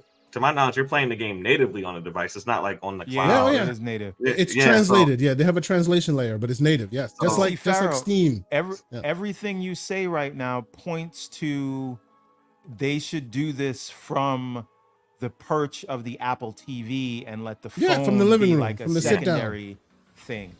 Yeah. So I mean, I've dabbled in playing on my phone with xCloud and things like that, and there's just so many things that pull you back out from the game. I just don't see how it's attractive to buy a AAA, especially narrative game, on your phone. I don't see it personally. I agree. Now the question is there a divide that they can traverse to where it becomes more attractive to you on your phone, right? Is there a world where you have an Apple TV? I don't know if under your TV you have an Apple TV or you're an Android user or whatever, but you have it there. It is your primary experience there, and then it becomes the phone becomes your on the go, quick hit solution when you're on the go, but it's meant to be played in your living room, sit down, or meant to be played on your PC or your Mac, right? Does that entice you? Like, does that change the equation for you, or is it just that ecosystem itself is just not advantageous for gaming? What are your thoughts there? For AAA gaming specifically, I think there's a future for it as a secondary experience, not as a primary experience. Okay. So if it's on your Apple TV, and then you can carry your experience forward, maybe where you got like 10 15 minutes to where you can knock a section out of the game or something like that. I think that works for sure. But as your primary gaming experience, I don't see people paying $50-$60 to play on a 8-inch screen. So our chat being ever so intelligent, also slanderous, Karate Laundromat, great game, great name. He says, Apple doing something consumer friendly? That is against their terms of service. Oh Lord. Speaking of something consumer friendly that they literally went out of their way not to tell people about, they are now, well, if you're in the beta for iOS 18, and they just turned this on a few days ago, they're officially supporting RCS. So nice. Yeah, it's in the beta now. But when they roll it out, everyone will have it. So everyone on the iPhone that thinks texting on Android is terrible, it's only terrible because Apple made it terrible on purpose by not supporting RCS, which they easily could have done. The protocol that has been part of phones for years, they took out and made that a feature, not a bug. Yes, okay. So, but they still they in their WWDC where they showed off the new OS, they explicitly didn't tell people about it because of course they want people to keep the perception that texting on Android is horrible. But now, so that green bubble thing is no longer a problem after this rolls out. I get you. Right. Okay. So now once this rolls out, you can get it now because it's easy to get into the beta. It's just in your settings. But wait for the full supported version. Now when you're on an iPhone and you send someone a picture, they won't get that like 64 by 128 pixelated picture. You can send high quality video. You get read receipts. You get typing notifications. You get tap backs. All those things which Android could always do, but as an iPhone user, you don't even want to text people with Android because it just ruins everything. Now you'll be able to text people, and I think Android brethren, stand up. We are vindicated, ladies and gentlemen. We are vindicated. You just got let into the house, sir. Hey, calm down, please. I've been chilling, not needing y'all. Like I carry both around, and I refuse to use my Android phone, my iPhone for anything other than work, because y'all Apple troglodytes need to come home. Texting people who don't want to text you because you're on. Hey, you don't like it? Then don't talk to me. It is what it is. Lucius, is in the chat. You can say that to me, but there are certain people that that you can't say that to, and they've said the same thing that I'm saying. Shut up, man. What I'm talking about. You putting the stuff on Front Street. Calm down. Anyway, Lucius correcting the record, saying those games are native ARM games too, because Capcom made full ARM versions, and it wasn't simply translated. They use MPUs to accelerate the GPU graphics. Excellent. I did not know that. I thought it was the same translation layer that all these others have been using. Pretty interesting. Very cool. But Aaron in the chat says Apple TV should be a console. The iPhone should be an extension of that ecosystem. 100%. So this is when I say like I'm excited about that kind of thing. I think with all of the entertainment apps that are there, if gaming was a first-class citizen on the Apple TV, even if you had to charge more for a specific gaming box, $300, so $400. Can I give you an unpopular opinion? I really hope they don't do that. I'm sick and tired of closed ecosystems. This is the PSVR 2 all over again. Closed ecosystems coming in, bringing you the whiz bang, only to then cleave off a part of the community. Oh no, they're ours. No. We have already solidified and established what works best, and it's not you coming here and going, well, you're going to pay the Apple tax. You're only going to be in the Apple universe. What are they going to do? Oh, next year in 2028, you'll get a share button. It's the thing we've invented. Like, they are not people that work well with others. I don't want them around. Again, man. Maybe, sure. Call me that. This is the problem with the PC. Go ahead with the PC dudes. Too much. Yes. Apple is working on a gaming computer, so yes, they are. Yes, they are. We may get closer to that world, but it just feels like something that they would ultimately abandon because they already are like the #1 player in gaming. Yes, and they don't have to do anything about it. That's right. That's right. And look, I'm just speaking from a consumer perspective. They are not ones that do consumer positive moves. They don't. They just don't. They give me any evidence of them being any consumer positive moves ever. Bringing them into this ecosystem and bringing them into gaming and enticing a big swath of the market to go their way would just be more walled gardens while we're right now actively breaking those walled gardens down. I hope they don't do that. I don't know. Unpopular opinion. I'll admit that freely. If they do it and it's not good, nobody's gonna switch their gaming life there. If it's oh good, come then on, use it. we just finished talking about the green bubble to blue bubble debate. People stay there because they are indoctrinated to stay there. You are That's not why. going to force any gamer worth their salt to say I'm gonna switch to the Apple ecosystem to game unless they offer something compelling. You can't just say I'm Apple, so I'm like core gamers are going to come here. They're not. You got to offer them something. I think if they're playing in the thing, more people. I see what you're saying. Because I mean, look at the Apple Vision Pro, right? They came in, look at us, we Apple, and now they're turning their tail and they're running the other way. Down. Yeah, right. That's the exact same thing that's going to happen because they're not gonna get into first party game development unless they make some sort of crazy purchase, and unless they buy Sony. Ooh, I'm just saying. saying. I mean that would be the only way, and so at that point, basically they become like a competitor to Steam, and no one's gonna leave Steam to do the Apple thing. So it's just it would be a tough move. They're looking at Amazon Luna and Google Stadia and seeing the struggles that they have. And Amazon actually has had some first-party game development, and I believe one of their games does very well. It's it hit like New World. It's still successful to this very day. To my understanding, there's a variant of New World coming out that's a single-player game, same game but without the MMO-ness of it. And I hear it's getting good reviews. I might actually try that. Let me know. New World does very well, but it still hasn't done much for Luna and their gaming service that they offer. So it's becoming it's harder than ever to jump into gaming. I think 80s to early 2000s was your window to get into gaming. I think now it's extremely difficult as Epic and Google and everyone else is finding to become a platform. You just got to spend $100 billion. Right. Good luck with that.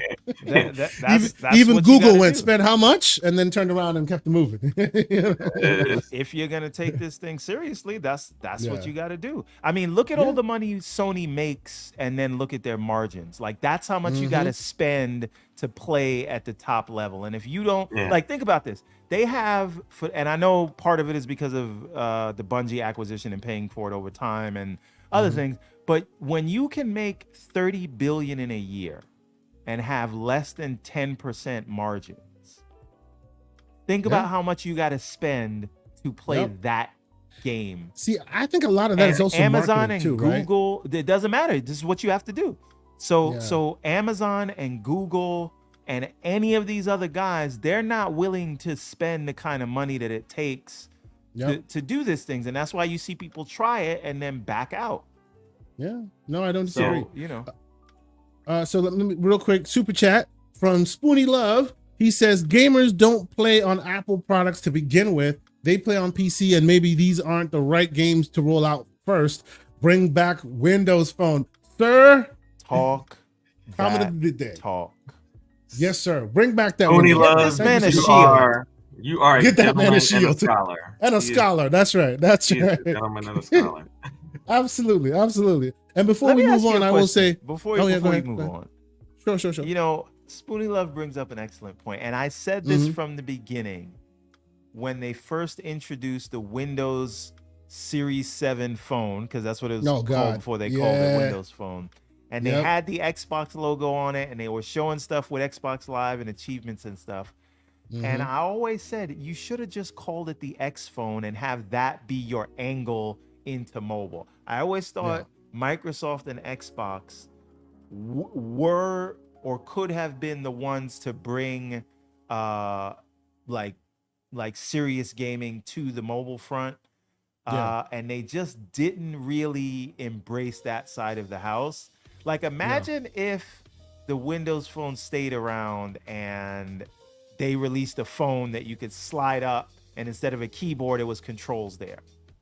Hey man, we had the Neo that was coming out, and the Duo that did come out, which didn't do as well. The Neo literally had a keyboard, had it was touchscreen, but that you could add an actual tactile controller button scheme at the bottom, and the top was the screen of the.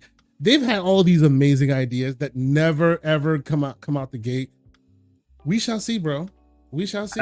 I do think at some point they're gonna stop playing and dipping their toe in the water. I do think they will bring the phone back at some point. Yeah. No, I hope so, man. Chance. And no Android back end either. Like go listen, fully. Listen. Like, I said this before, and you abruptly ended the show when I said it because it offended you. But I'm gonna say it again because it's too early for you to end the show.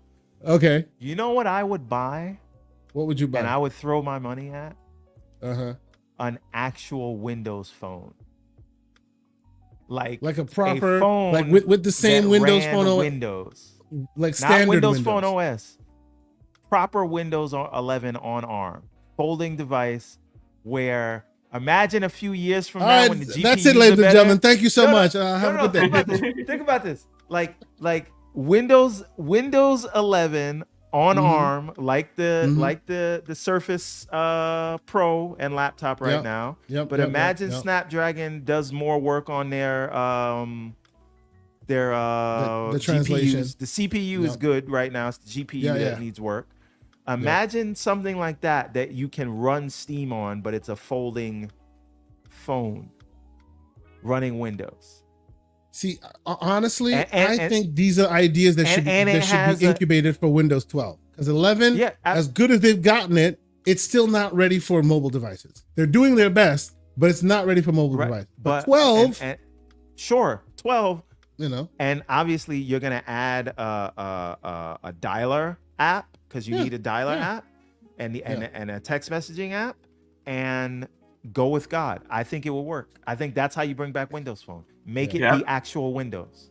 It's Flood, we love you, man, but you got to calm down. What are you talking about? That UI was abysmal. No, it was not. Calm down, sir. It was a great UI. Go back to Linux with that nonsense. If they do the Windows Phone right, if they do it right, it'll become the de facto company phone. Yeah, it will. It should have been. Right. Can you imagine that right now the de facto company phone's an iPhone? What ridiculous world do we live in right now? That's ridiculous. And think about this. With USB C 4.0, right? And 5.0 is going to be out, or Thunderbolt 5 is getting ready to be out. That phone could just be plugged into a dock. Yeah. Right? I'm just saying, it's a thing you could do. Windows, or actually, you should call it literal Windows Phone. That's it. We named it. We sorted it. Samsung does that. Dex, you can literally plug that thing in. It projects on a TV screen, and depending on the power of it, like the new Samsung devices are so damn powerful, you could run your keyboard, mouse. You're doing you are a full-fledged PC, and it's running off of the phone. It's none of this is new. Like, it's all already laid. We gotta apologize to the one and only Floodzilla. He was talking about the handheld UI was abysmal, not the Windows Phone UI. Okay. For that, he's back in the club. He's back in. He's back in. Yes. Welcome back, sir. Welcome back. That was a good save. So, okay, before we continue, let me catch up on some super chats, and I will say, Chris H SNR with a £2 super chat saying Apple can offer Game Pass just like Amazon. They also can. They but also will could have allowed xCloud, right? Yes. See, it's not that they can't technically; it's that will they? Because they're still on that perch of maybe they want to compete rather than be a partner, right? Yeah. Amazon's like, yeah, let's just let them in, right? It's a different mindset of the company. Can it technically be done? Absolutely, it can. I agree with you 100%. They could offer. I think it's not really a competition thing. It's mainly a revenue split thing. They sure. That's the main reason it's not there, because Apple wants a percentage of in-app purchases every game. Yes. Yeah. So yep. Xbox isn't willing to meet them in the middle on that. So Yep. But There I you think got no- I It is think what with it a is, yeah. subscription service and what it costs to put the games in there, like a revenue split that's too high, kind of breaks the economics of the subscription service. Of Game Pass, yes. And so you know, I don't. This is why I think you don't see it in Steam, right? Like, what I would love that, right? I wouldn't even be talking about the ROG Ally 2 if you these could get games were if the natively- dual entitlement was triple entitlement and it goes into Steam, yes, that would be Yeah. something else. Yes, it would. Yes, it would. I mean, Spoony even Love. Even if I could sideload these games into the Steam library, like outside, That'd I be would- cool I too. would even, Yes. yeah. Yeah. Yeah. Spoony Love says, Pharaoh, good point. Look at all the slander Microsoft is getting after 20 years in the game. Apple don't want that smoke. No. No, but Yeah, Apple it is wouldn't true. get that smoke because people just fall in line for Drones. whatever Apple says. Drones. We call them, It would we call them be- Apple It's zombies. sheeples. The only people that would care are that subset of Apple people that stand outside the store every time a new Uh-huh. comes out. Those are the people that would care about Yep. the gaming. Yep. Yep. But And then he there's a lot finishes of those his people. point off. There's a lot. True, but there's a lot. those- There's a lot. Even to those- this those day, are they not stand out fair. there. Yep. Spoony Love finishes his point by saying Windows 7 was good, but Windows Phone 8 were different. So much better. They had 20 to 40 megapixel cameras and Carl Zeiss lens, not software megapixels. Absolutely. Right. And Like, that was- everybody made Yep. fun of them for the big Yep. camera on the back. Now look at the back of everybody's phone. Oh, Everybody yeah, made fun yeah. of them for live tiles. Now look at the widgets that you all Yep. guys have now. Oh, yeah. Right? Yeah. The only thing I would say though, right? Uh-huh. Do not sleep on Apple's ability to sell stuff. I want you to think about this. Apple sells more iPhones in a year than a PlayStation or Switch will sell in an entire generation. That is crazy. Yeah. I that want is you to think crazy. about that. But see, what makes that even nuts, more crazier, is that they sell that much, but Android is still the number one OS because they sell more. They actually, there's no one company that sells more. True, than because it's it's democratized. everywhere, Yes, right? because it's The everywhere. That's right, Software yes. is more ubiquitous, but there's Yes. no hardware manufacturer. But there is no one person selling. That's right. Well, through license agreements and stuff, they do allow for the non Google Store variants also to live, and that also counts. Yeah, but in the nobody numbers. wants those. A lot of people want those. Calm down. What are you talking about? Shout out to the 364 people watching on Twitter, on YouTube, between my channel and Mr. Everborn Saga's channel. We appreciate y'all being here. Thank you so much for being here. If you happen to be on the YouTubes, how about you hit that like button? Consider being a subscriber. You know, we do this every Saturday morning. We call ourselves we are the G.I. Joe of the gaming podcast scene. You know, we shoot lasers. We don't shoot guns. PG-13 slander we go for here on this show. But we always enjoy ourselves. We have a great time. Thank you guys so much for being here. Maybe even consider being a member. You know, we'll read your name down here on the screen as we do. You can be part of our Discord. We do some game giveaways and things like that. So please consider being a member. We from time to time do some coin giveaways. The recent coin we gave away a couple, I think it was a week or two ago, was this amazing Gears of War coin that we gave some to our general community and some specifically to our members. And you know what? Which one is that? That looks nice. Oh, this is the Gears. Gears of War. You should be getting yours in the mail, good sir. I don't know if you've gotten yours yet, I have not. but yours should be gotten coming soon. Yeah, that's the Gears of War. That's the one that was announced and shown off as soon as E-Day was also announced. So yeah, you know, I'm thinking, you know, and this is me doing the background stuff in public. Maybe that should be part of our membership giveaways, like guaranteeing that if you are a member, you may get yourself hands on some coins. I'm thinking about that. Might do that because, you know, people support us. We should give back. These coins can only be gotten through giveaways and through podcasts and stuff. So I'm thinking maybe I'll talk to the folks in the background and say, hey, we have 40 members, give us 40 coins, and we'll just start distributing it out to the various folks that want to do that. But Be y'all tell us careful, what you because think. that doesn't scale very well. But we're gonna. Have Yeah, to I figure know, it out. I know. We have to figure it out. I'm just thinking out loud right now. But hey, this is me having, as we say, it's the gaming circle, man. We have that community. We have that conversation with the circle. Talk to us in the DMs. Let me know what your thoughts are, and you know we'll figure it out. I want to make the membership far more enticing. Give back to you as you guys have been giving to us. So it's a continuous conversation. hit us up in the Discord DMs and let's have a conversation about that. But all right, let us move forward and talking about the future, because this is what these stories all tend to be. The next story was Capcom bringing more and more of their iconic franchises back as remasters / remakes. And I don't know if I like it. I don't know if I like it. I feel like they're erring too much on the side of safety. Go ahead. Wait a minute, yes. sir. You have been saying for the longest, why haven't they brought back Dead Rising? And then no, not me. No. I'm not a Dead Rising person. I've never been. Maybe you're confusing me with someone else, sir. I think Dead Rising is a sign of its time. To me, while Dead Rising was an interesting game, right? It's not as bad as, say, Duke Nukem, but I feel like it's like when you play it, and I've played a version of it recently, it's an artifact of its day, and modernizing its graphics, still the tongue-in-cheek and like now cringe jokes don't work well now. I've never thought that it should have been remade. I don't think so. Like you'll catch me on record. I don't think Dead Rising should be remade. I don't think the Resident Evil, let's go to Africa and kill a bunch of black dudes, I don't think that needs to, what is that, Resident Evil 4 or 5? I forget which one it is. Like, I don't think that needs to be remade, but we live in a world, oh yes, and I see folks want Dino Crisis, and they're avoiding Dino Crisis like Neo in the Matrix, and they're just remaking everything. We live in a world where safety seems to be the priority for them, right? So instead of, I know they're doing what's the name of that game? I forget the name of that game. Showed off on the Xbox showcase. Princess, you're escorting the princess. I'm sure the folks in the chat will remind me. But they're doing those new games, but then they're also harping back on these safe games that they know will get some attention. Pharaoh, I'll start with you first, sir. I don't know your relationship with Resident Evil or their remake culture in general. How do you feel about all this?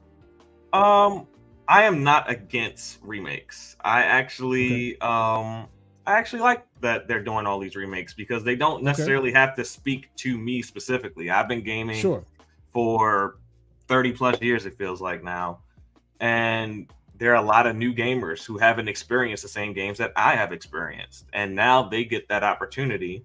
And I feel like the gaming industry, one thing about it is that they are so rich in IP, and we're starting to see that more and more, that they should pull out some of these old games and remake them. They should find new avenues for other people to experience these stories and things. I love the TV shows and everything like that. I love how they're penetrating into Hollywood. I like it.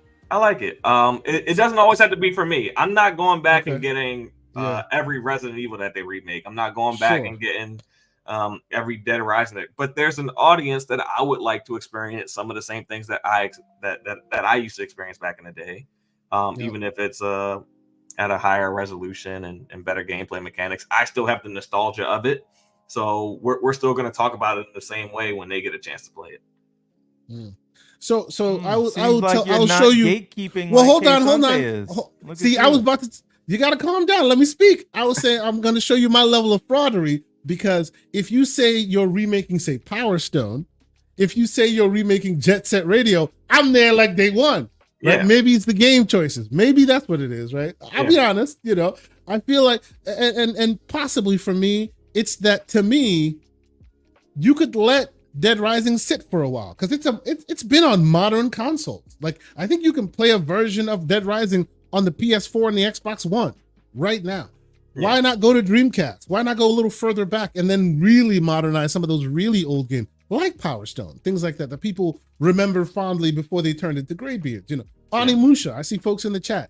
There are many IPs they could pull from the crates and really get people excited. I kind of feel like these are safe choices because they saw them successful not too long ago. You know what I mean? That's where my smoke lies a little bit. You know what I mean? I get that, but even like what Sony's doing right now with like remaking and remastering games that don't even feel like they're 7 years old. Like the Last of Us TV show, for instance. It's such a pleasure to be able to talk about Last of Us to people who have no interest in gaming because they got a chance to experience the show. And like, it's a conversation that you wouldn't be able to have with a lot of people previously unless they were a gamer. So I like just remasters, remakes, turning stuff into TV shows. I like that they're doing more with these IPs to allow us to be able to have these conversations more, to be able to talk to people about games and stories and things like that we typically wouldn't be able to do before. You get no pushback from me on that. Absolutely. I do like that the angle of bringing it to modern audiences, and maybe like now Fallout can be something we discuss with people who would never play an actual Fallout game because the show is great. All that is amazing. I agree with you. I guess where I'm coming from with it is, as we all know, gaming tends to be a selfish sport, right? As a gamer myself, I want to see some of those really old hits that you remember fondly. I emulate a bunch of old games. Yeah. I would love to see some of those get that, that new polish, now, that new shine, What I will say is my criteria for a remake is I think the game should at least be about 20 years old before you get into remake territory. Exactly. That's my point. If it's anything less than that, then it's probably in a pretty playable state to where it doesn't necessarily need to be remade. Maybe a remaster. Remaster, okay, but remake of a game that came out 7-8 years ago, I think that's doing too much. Nowadays, it can just be a patch, and you can advertise the patch, and people will jump back in. Like Xbox has done several big patches to older games, and we saw the player count go through the roof when they announced the free patches for those things. So absolutely, it doesn't even always have to be a remaster. Yeah, unless you're trying to make extra. Everborn Saga, what are your thoughts? You clearly think that this is a good look, no? I am all for it. I'm a big fan of the Dead Rising franchise. Again, I played it back then, so maybe if I play it today, I'll look at it with different eyes. But I'm rather a lollipop chainsaw guy myself. But continue. Go ahead. Well, what I want to see is what they can do with the tech aside from better textures, because this thing was always like, how many zombies can we put on screen? And I would love to see that with today's tech. And Capcom is like the masters of remakes in terms of modernizing them. So the RE engine is amazing. Yes, absolutely. I am actually very interested to see what they do with this, because they're calling it a remaster, but I think it's a remake from what I'm seeing. So I'm all for this. And again, if this works, I guarantee you will begin to see other things. It's not a far off thing to say, hey, you did Dead Rising, maybe next is a Dino Crisis. No one expected this. Dino Crisis could be in the pipeline. And if you're gonna do Dino Crisis, if you're gonna do Onimusha, how far are we from a Power Stone? Yeah. Right? Yeah. So I hope Power Stone is in the future. I really do. I support this because rival schools it'll get us to the next thing. And you saw that leaked, which I don't know if it's real, but you saw the leaked footage of Jet Set Radio. So it is real because there's been multiple. They announced it. No, I know they announced it, but we saw some leaked gameplay. Yeah. No, but when they announced it, they showed you a snippet of gameplay, and then the leaks also are exactly like the snippet of gameplay, but from different angles. And even since the one that you showed on Twitter, Everborn, there's been more leaks. It is definitely real, right? And I am so excited about it. Oh my god, I'm so excited. But so I think what the difference is, I thought that there's two of them in development. One is like a straight up remake, and the other is like more like a service game. Did you hear this? Yes, I've heard both. Now we don't know what we're seeing, right? Yeah. But what I will say is everything we've seen is from one of those games. It's not both. It's all from one of them. Yeah. And I am 100% on board with that. And so to me, this is nothing but a good thing. And I don't look at this and say, well, what about Dino Crisis? I say, oh snap, they're remaking Dead Rising, right? And well, okay, how about this? And while you're talking about that, in the chat brings up Lost Planet. We definitely could use a Lost Planet 3 or a Lost Planet 2 remake. How about this one?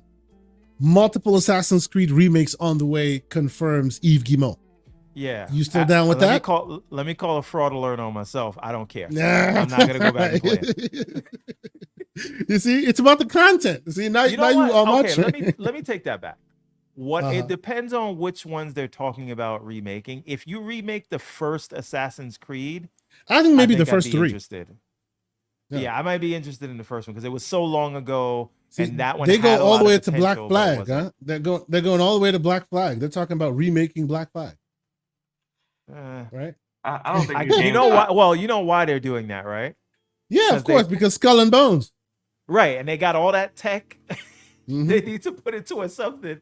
Let's Yeah. put it into this remake. What do you think, Farrah? It doesn't meet my 20-year mark, so it's a little bit too early to be remaking them. Maybe a remaster. But yes, to me, it's a little bit too early for these particular titles. Yep, I agree, sir. I agree. When was the first Assassin's Creed? That was on 360, right? I think so. Yeah, Xbox 360. Let me quickly, like while he talks, let me quickly Google this. Assassin's Creed. Let's see.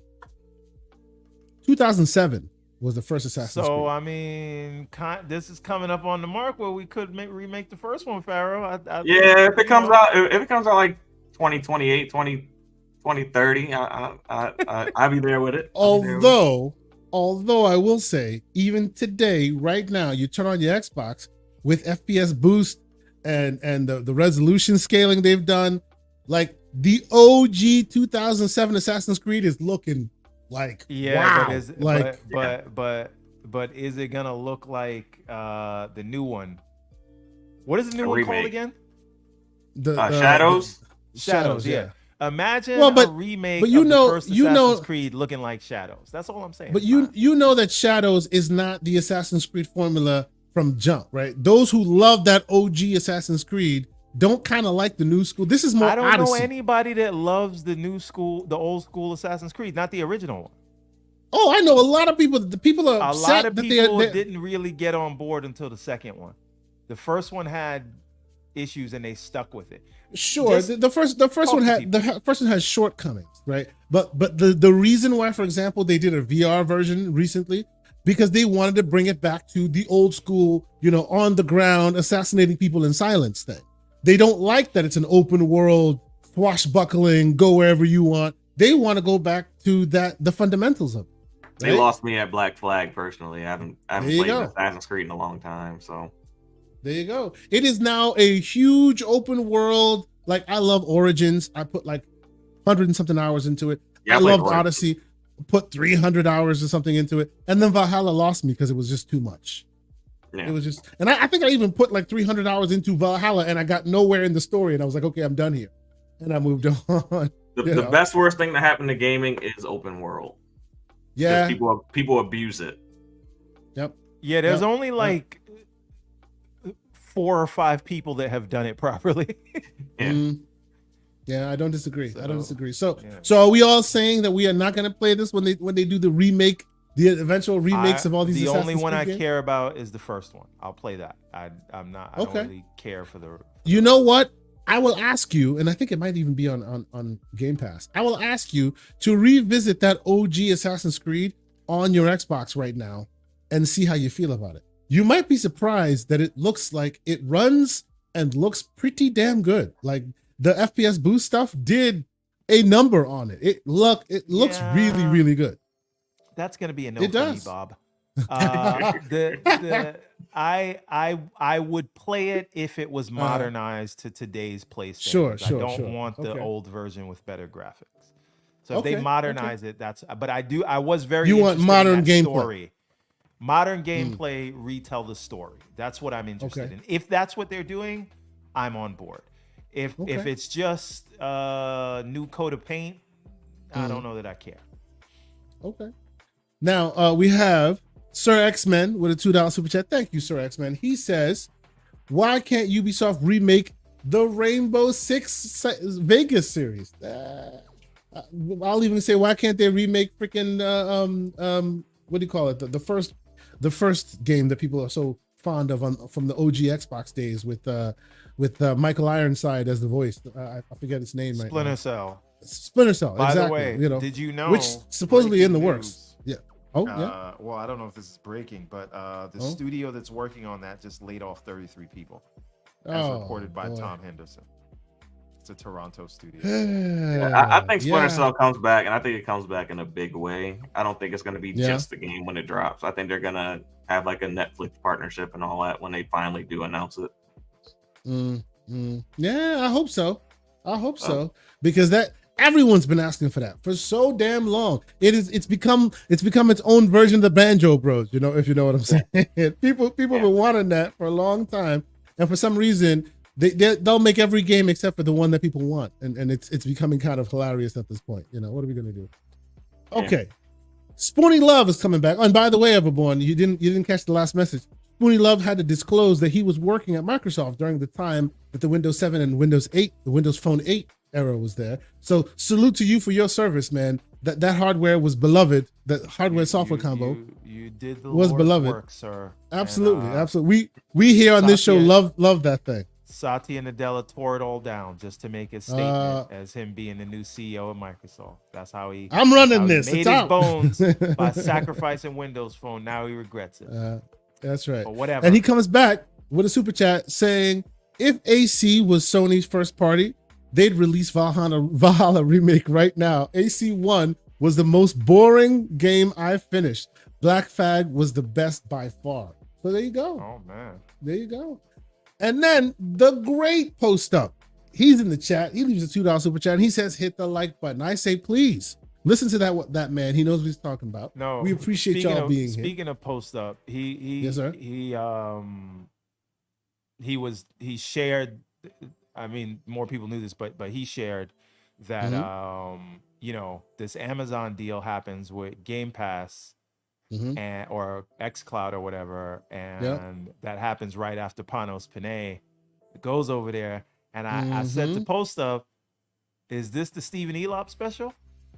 Did he pull one of those? You send over one of your generals, and all of a sudden you got the Trojan horses inside the walls? Yeah, this is one of those things, isn't it? It's one of those things. And actually, because we're having that conversation, let's double click on that conversation, which is the Keystone conversation that we earlier had. Let's get into that a little bit more here, which basically shows you and rumor and speculation that it was all but done. Obviously, it was on a shelf.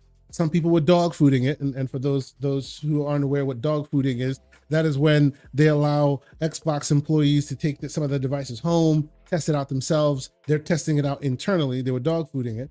So it was close to release. And then one Phil Spencer or somebody in his org saw this thing and went, why are we doing this? Because it was very hampered, very limiting, right? That where's the Steam, where's the Netflix app? No Netflix app. Where are these basic necessities?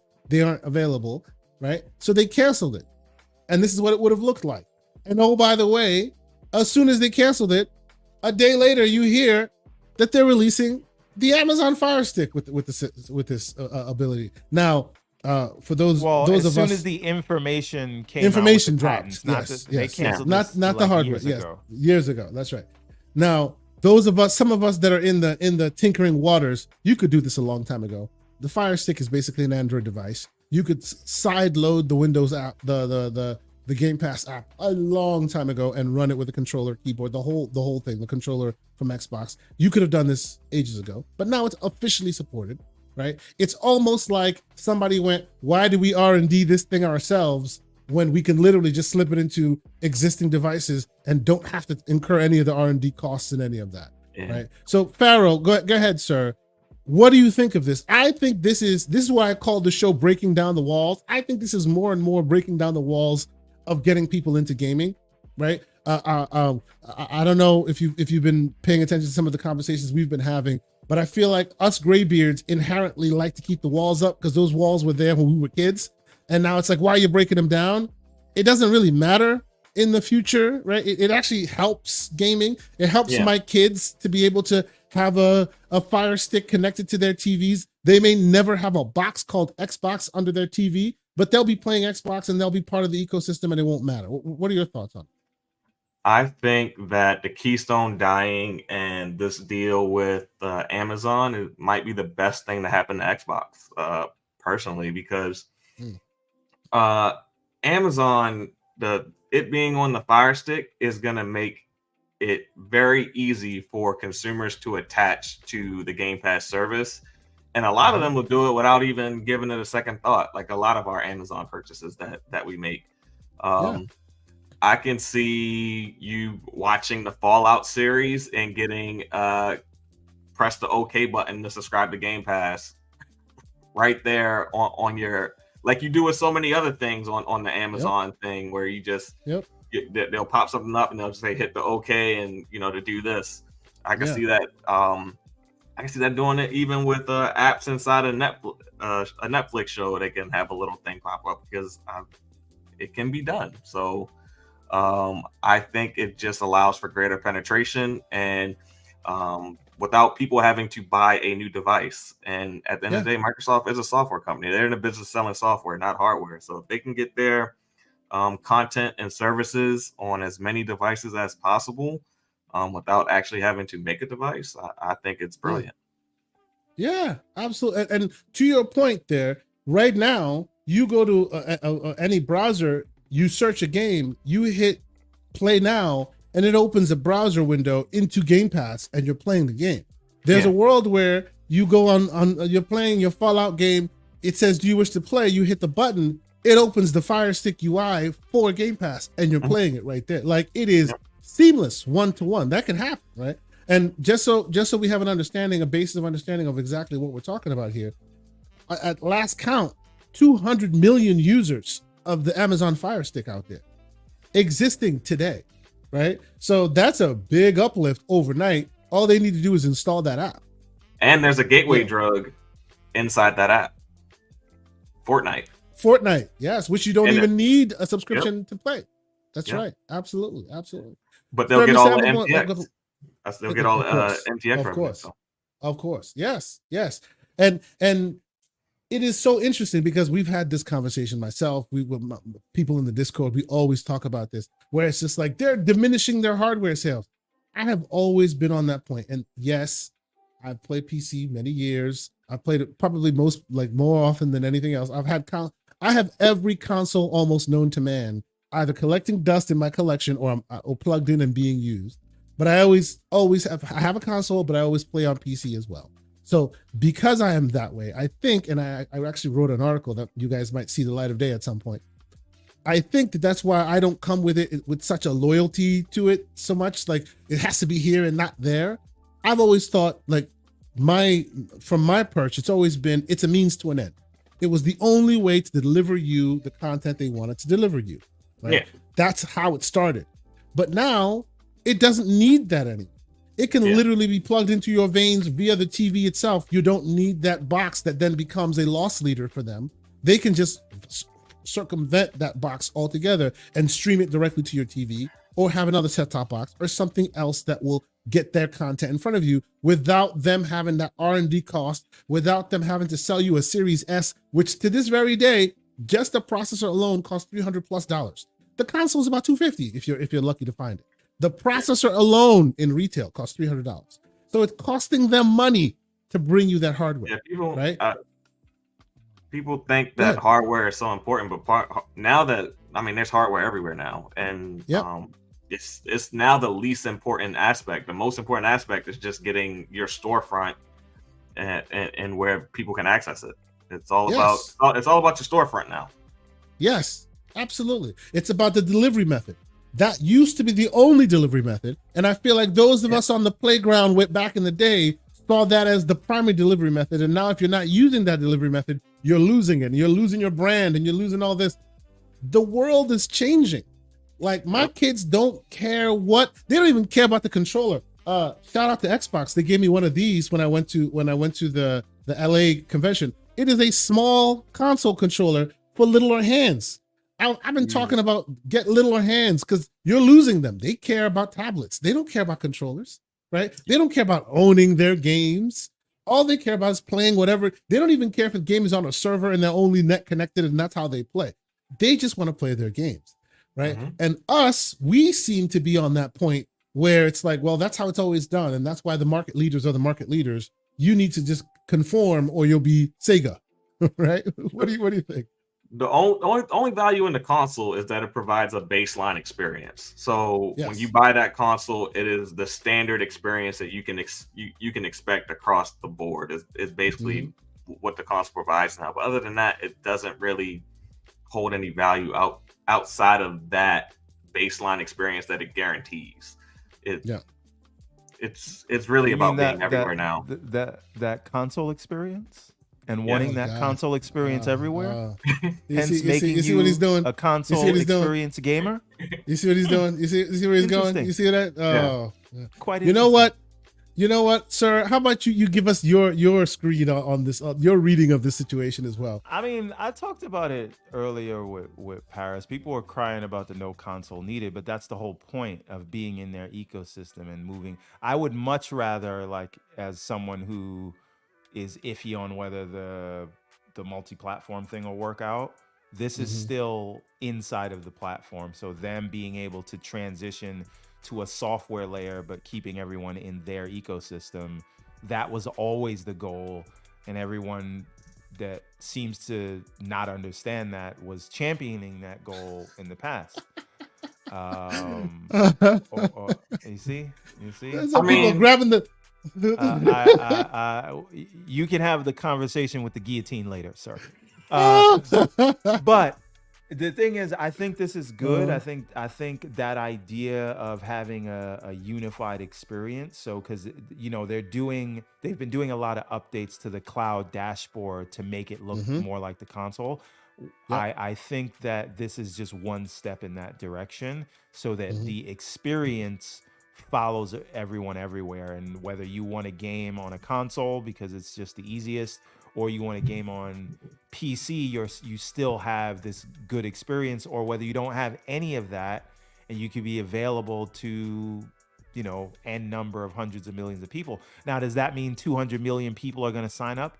No, but it does mean more people have the opportunity to hop into the service than what they had when it was just on Xboxes or just on, so I think this is nothing but a good thing and all part of the plan. And again, this is all still in the ecosystem for anyone who's worried about it. So I think it's great. What I don't know is how many Fire Stick users, because a lot of the not every Fire Stick has good specs, right? Yeah, some of them. It's 2003. You have to have a 2003 and above to play it native. You don't mean the year 2003. You mean a 2003 model. Yeah, 2003. Okay, it's only a 2003 Fire Stick. Yeah, because the Wi-Fi radios and the USB protocols are lackluster below the 2003 model. Right. So Slow-Mo is pointing that out in the chat. Right. It's not all those people that can use it. Yeah. Let's say there's 50 million. I don't know what the number is. But that is more people than had access to it today. And so I think the goal is to expand this to as many people as possible. And if they can get it on more TVs besides Samsung, if they can get it one day, my prayer is that they get it into the Apple TV. So I don't know what the number is. There's some disagreement in the chat about how many people have the 2003 model. But that's besides the point. The point is tens of millions, if not more people they'll have the opportunity to make that sell. So I think it's good. And I think we should see more of this. And I would not be surprised if you saw Sony doing a similar cloud thing. They've already, that is, in the Insomniac leak, it was already in their plans to do those type of things. So it's on the way. Everyone's doing it. I mean, just think about it. In 5 or 6 years, if the only place that you can get a quality gaming experience is natively on your PC or in front of your console, I mean, I think that would be kind of a failure for gaming. Gaming needs to be everywhere, just like everything else is everywhere. We're not beholden to movies by only by sitting in front of a DVD player or a Blu-ray player anymore. Excellent. These experience needs to be more accessible as technology advances. We can't be stuck to consoles forever. Yeah, absolutely. No, I don't disagree. And by the way, real quick, what you guys are seeing on the screen is basically the new experience when you log into xbox.com/play. This is basically your UI for the streaming service that is the Xbox Cloud Let me service. ask you a question. Why couldn't we get at least this on the PC? At least You can just go to xbox.com/play. locally. You mean sir. native? Jesus Christ! Like, come on. Anyway, I don't want to bring up that can of worms again, but I need Xbox to get Their stuff in order. their Yes, I sugar understand. honey iced tea together. Yes, they need to get their sugar honey iced tea. Although I will say, like, I understand that you have some slander with the way the UI is working. They have done some updates. It's not quite there yet, but they have done, since we started the complaints, it's gotten better. It has. I don't know if it's because you hated it and then Do left. you know where the cursor is gonna go when you move the joystick on the controller to select something? Yes. Can you Yes. predict where it's gonna go? You are a liar and a thief. Look. The Stop reason it. why I say This the is not reason true. the reason why I'm saying yes is because, unlike you, Steam is not always the one that's on top. And that the reason why you're having the problem is because Steam is always the one that's taking priority. But take Steam out of it. Can you even Uh-huh. reliably select the thing that is all the way the last item in the carousel menu?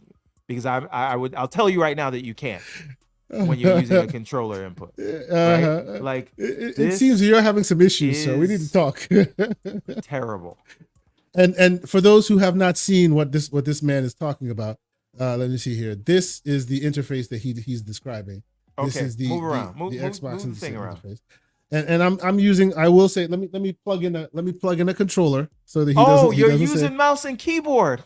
No, because I'm hosting the show. The show does not get hosted with a controller. I need to plug in the controller if I'm going to use the controller input. Calm down, sir.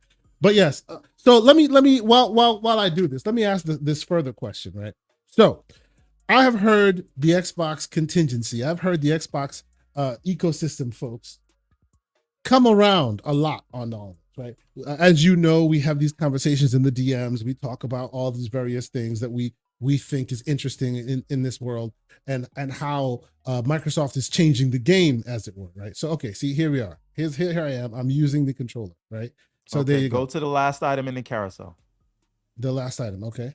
Look how long it took you to get there. But anyway. Yeah, what happened? I'm in there.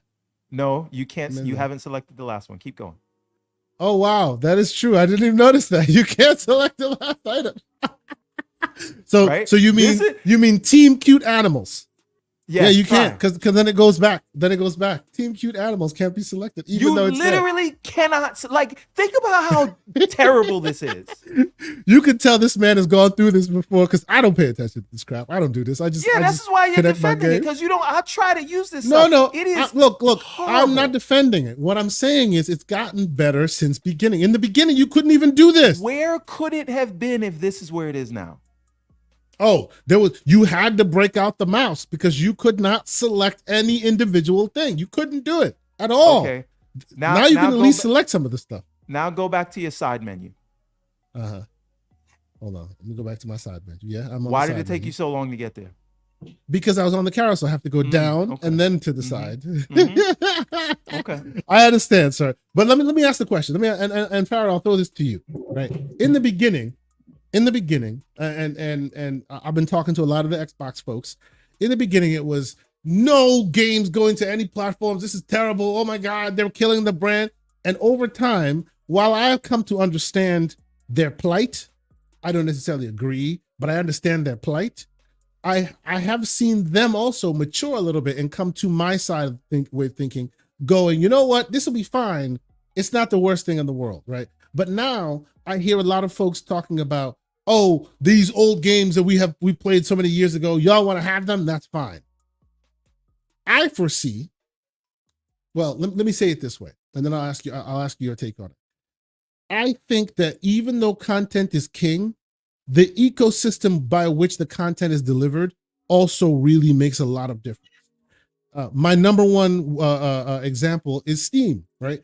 All their games are found in other stores, but everyone buys it on Steam. because the Steam UI and the method of delivery and all that is so easy and so pleasant that everyone just wants to live in Steam, right?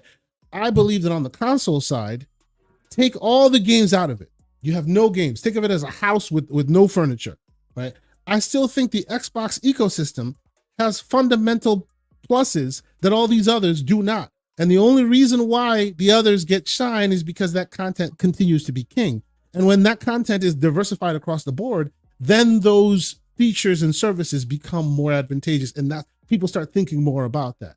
What are your thoughts on that? Meaning your quick resumes, your FPS boosts, your services like Game Pass, all that stuff matters more when games are everywhere versus you can't have my games, which I believe at some point, sit down, my graybeards folks. I hope you're sitting down when I say this.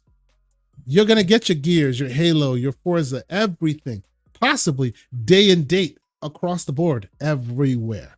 And I know that makes, I know your heart skipped a beat there, my viewers, but calm down. It may not be today, it may not be tomorrow, but I think it's happening eventually. Pharaoh, what are your thoughts? Am I completely off my rocker on this? I don't think you're completely off your rocker. My perception of it is that, yes, Xbox does offer the best console ecosystem experience as far as the UI and the services that it provides to the customer. But on the software side, we're talking about games and them going to other platforms. Mm-hmm. One, I don't think Xbox or Microsoft is done purchasing publishers. I think right now, Microsoft is in the process of, people may not like this term, but they're in the process of Disneyfying the gaming industry, where they're going to be the de facto largest publisher. And while they do put content on other platforms, they're still going to have their curated catalog. That is their quote unquote Disney Plus.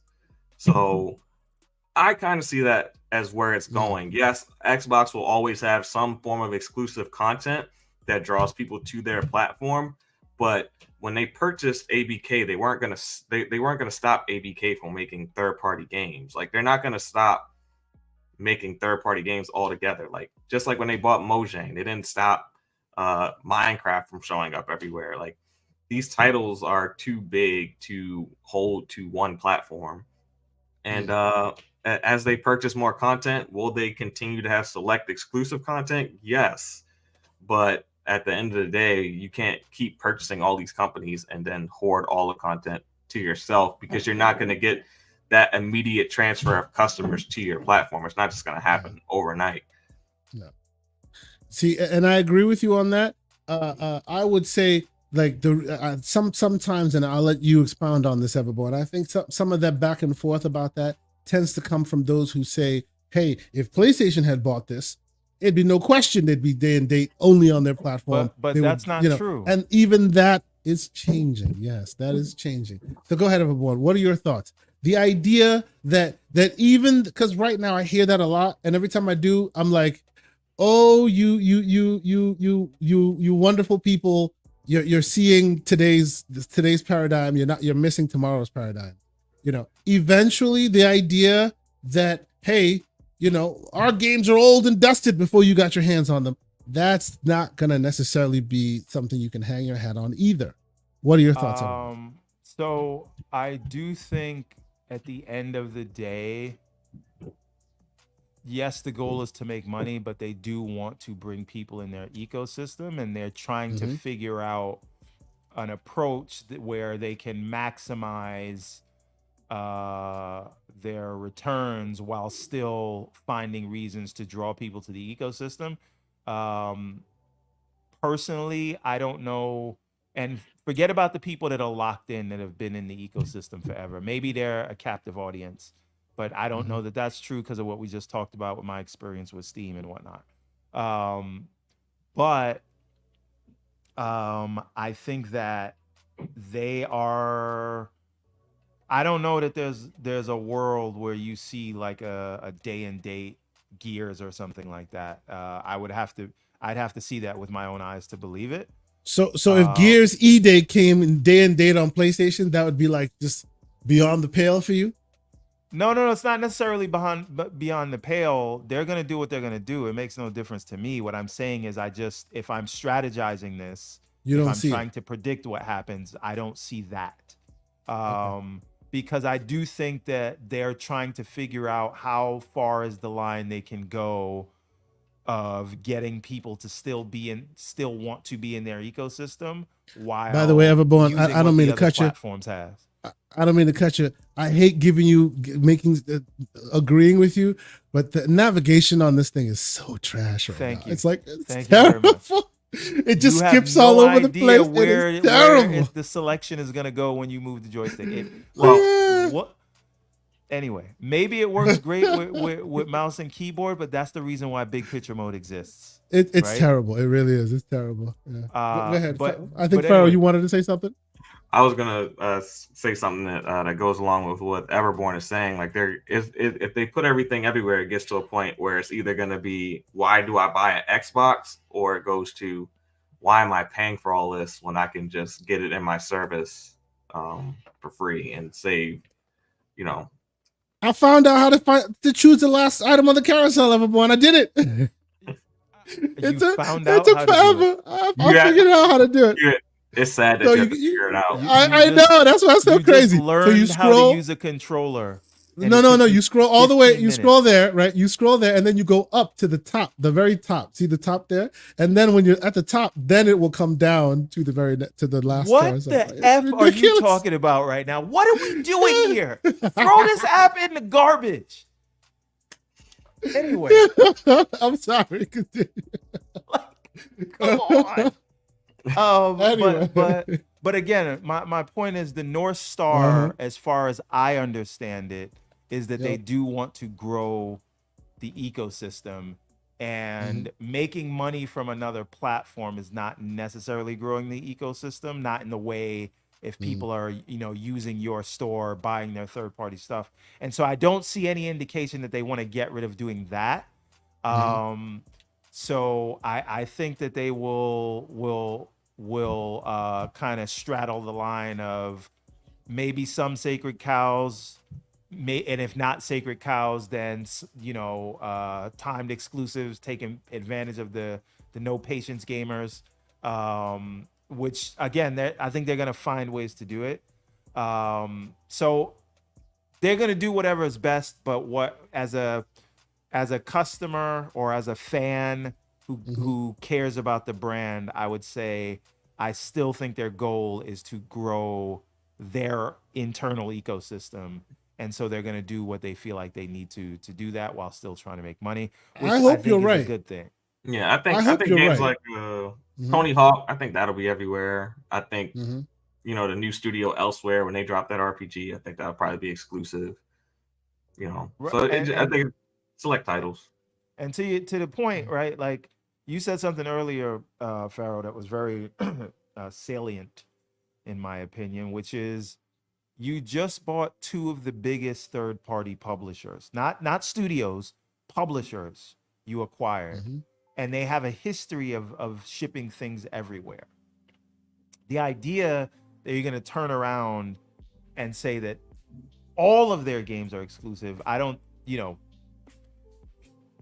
that especially with Activision, maybe not Bethesda because of the kind of single player games that we know them for. They could get away with the Bethesda stuff.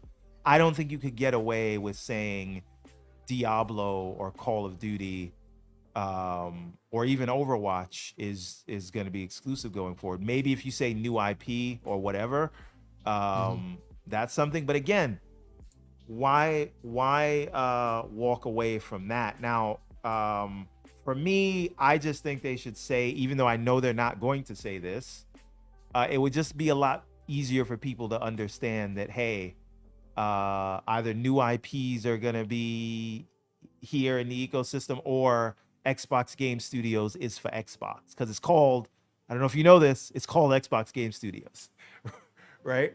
But I disagree with you, Asante, that we will see anytime in the near future something like a Gears going a day and date. But it could come later. I do believe that. I do believe we could see a Gears later. And you said something, Kay Asante, about people believing that Sony would make stuff exclusive. They didn't do it with Destiny, and we're gonna say, well, that was in the contract, and this and that and the other. But like, what was in the contract for the Horizon Lego?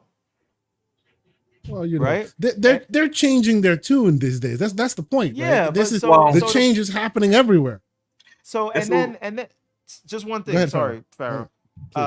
Just like, you know, MLB. You're gonna blame that on MLB also, but Sony is publishing Destiny and MLB The Show, and that comes out every year. I get Destiny was existing, but what's it called? Marathon is going to be everywhere, and that's after they acquired Bungie. So I don't know, and that's because it makes sense. Certain games make sense to be everywhere. Not everyone does. Sorry, Pharaoh. Go ahead. No, I was gonna counter offer you is that the exclusive content doesn't make sense when you actually own the content.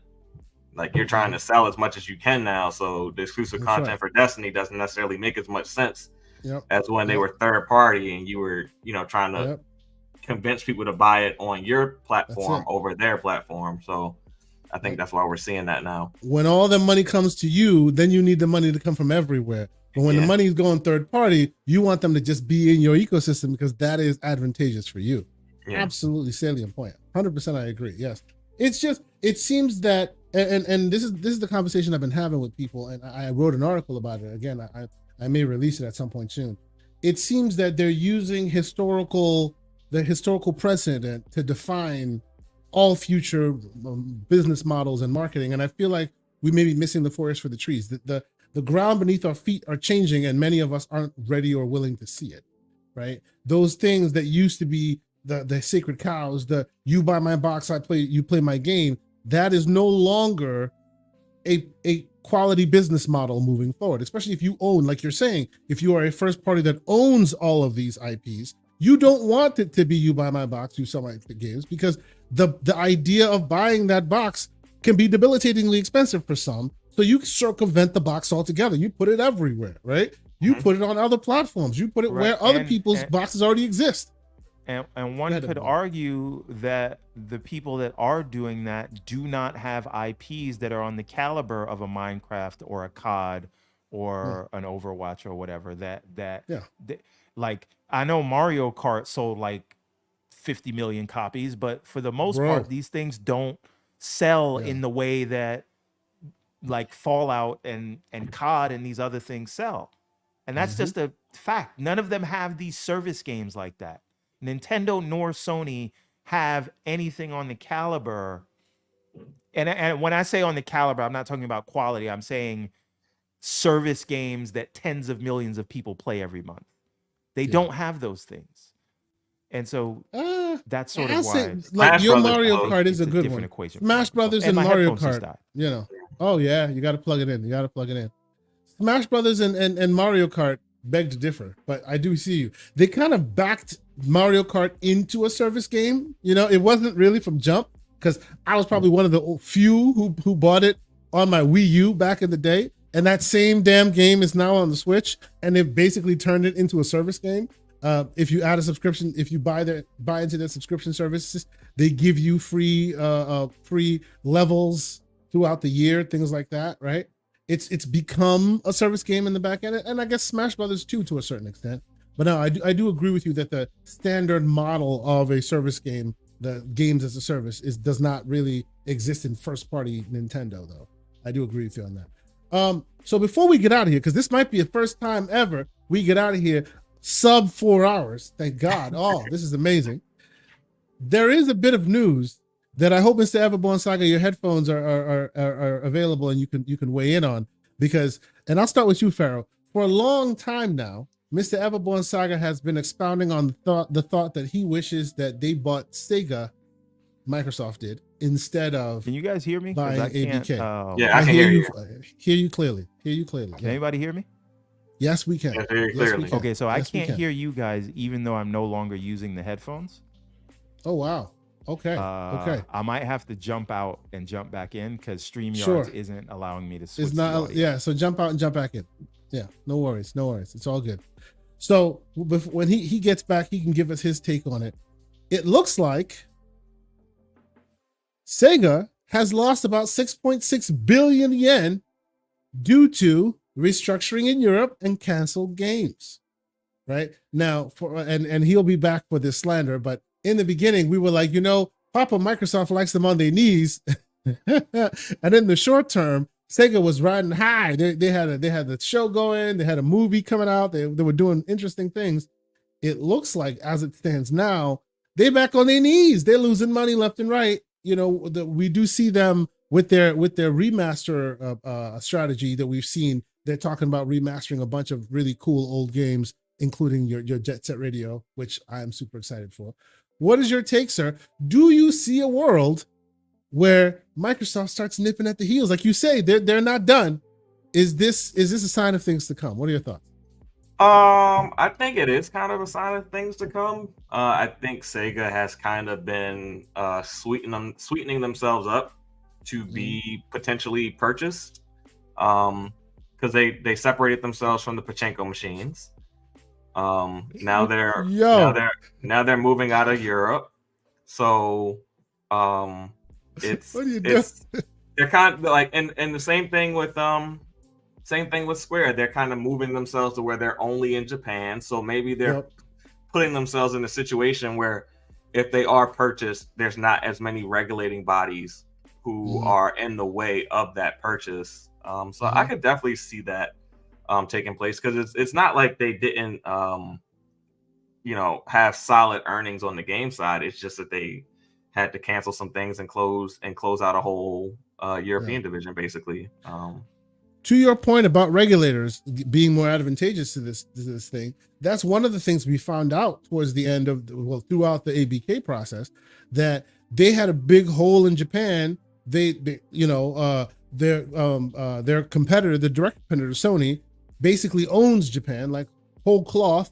It's too monopolistic territory at this point, to the point where Microsoft could go in there, make one purchase of any publisher, and they kind of would get a freebie because Sony owns the entire market at this point. Well, they would also get a freebie because there was an issue with the US and Japan as far as their trade deal and their monopolistic practices. So basically the US pretty much told them to kind of stay out of Microsoft's way a little bit as it pertains to gaming. So yeah, it is plausible. Right.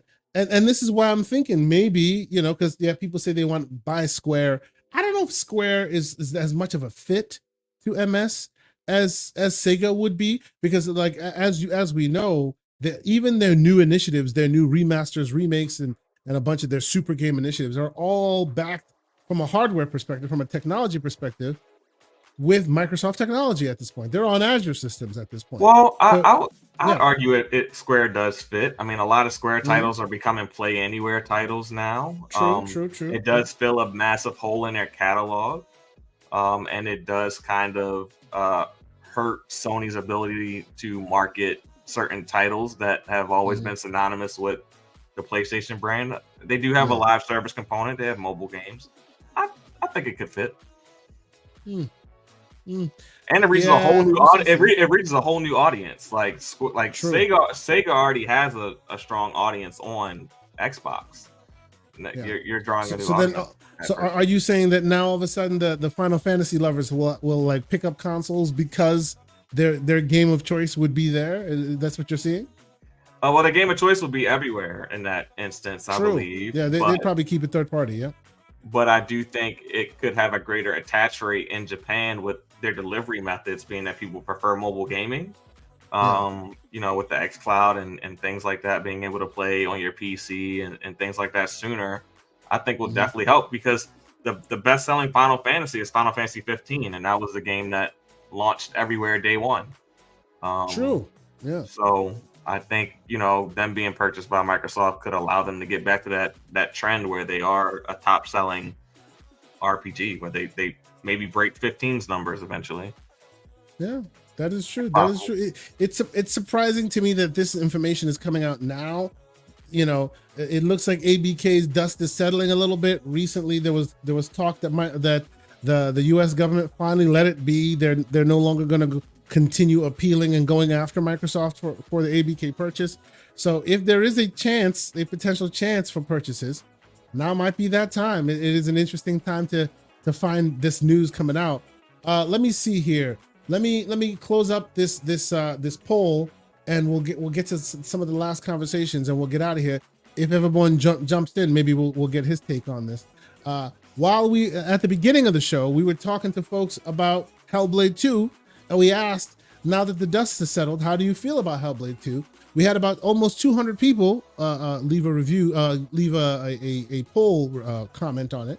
And of the 200 people, 61% say A, 31% say B, and then 5 and 3% say C or D. So by and large, even though there was a lot of smoke and there was a lot of fire and there was a lot of, hate from various sources, it looks like people who played it seem to have enjoyed it. So shout out to y'all for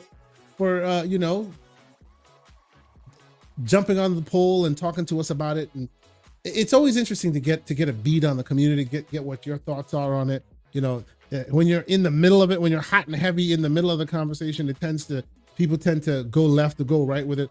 I would love to take a similar poll and talk about Starfield, because I think Starfield is a very, very underrated game now. A lot of people still have some smoke about it. I feel like once the dust settled there might be some different thoughts in that realm, but that's for another day. I will catch up on a few of these super chats. Sir X-Men, $2 super chat. He says Microsoft should buy Paramount and Crytek.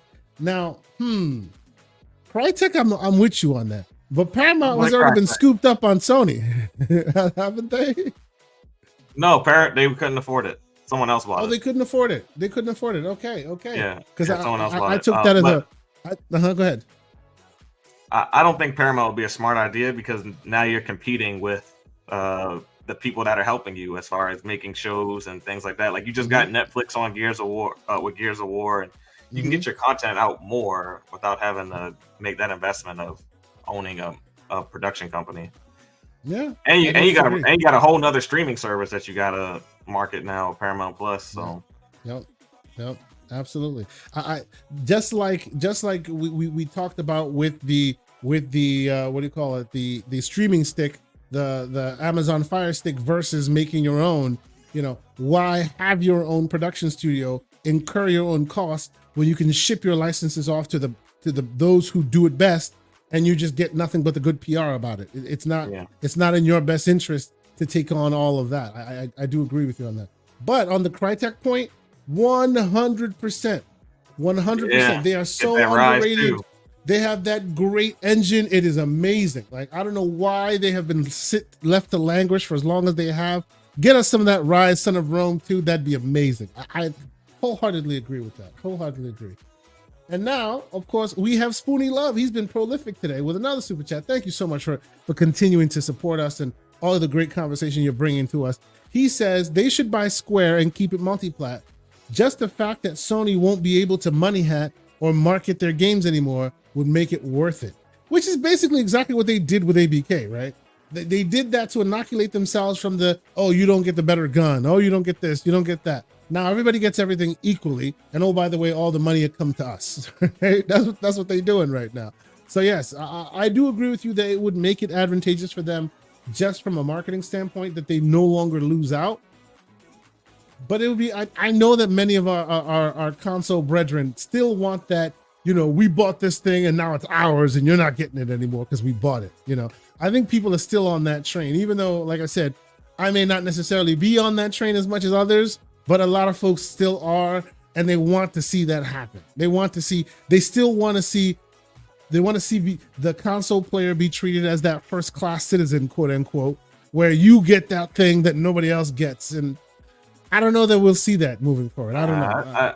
I think Microsoft is much more interested in how many people how many games can I get 20, 30, 40 million people to play it? Yep. How many of those can I get?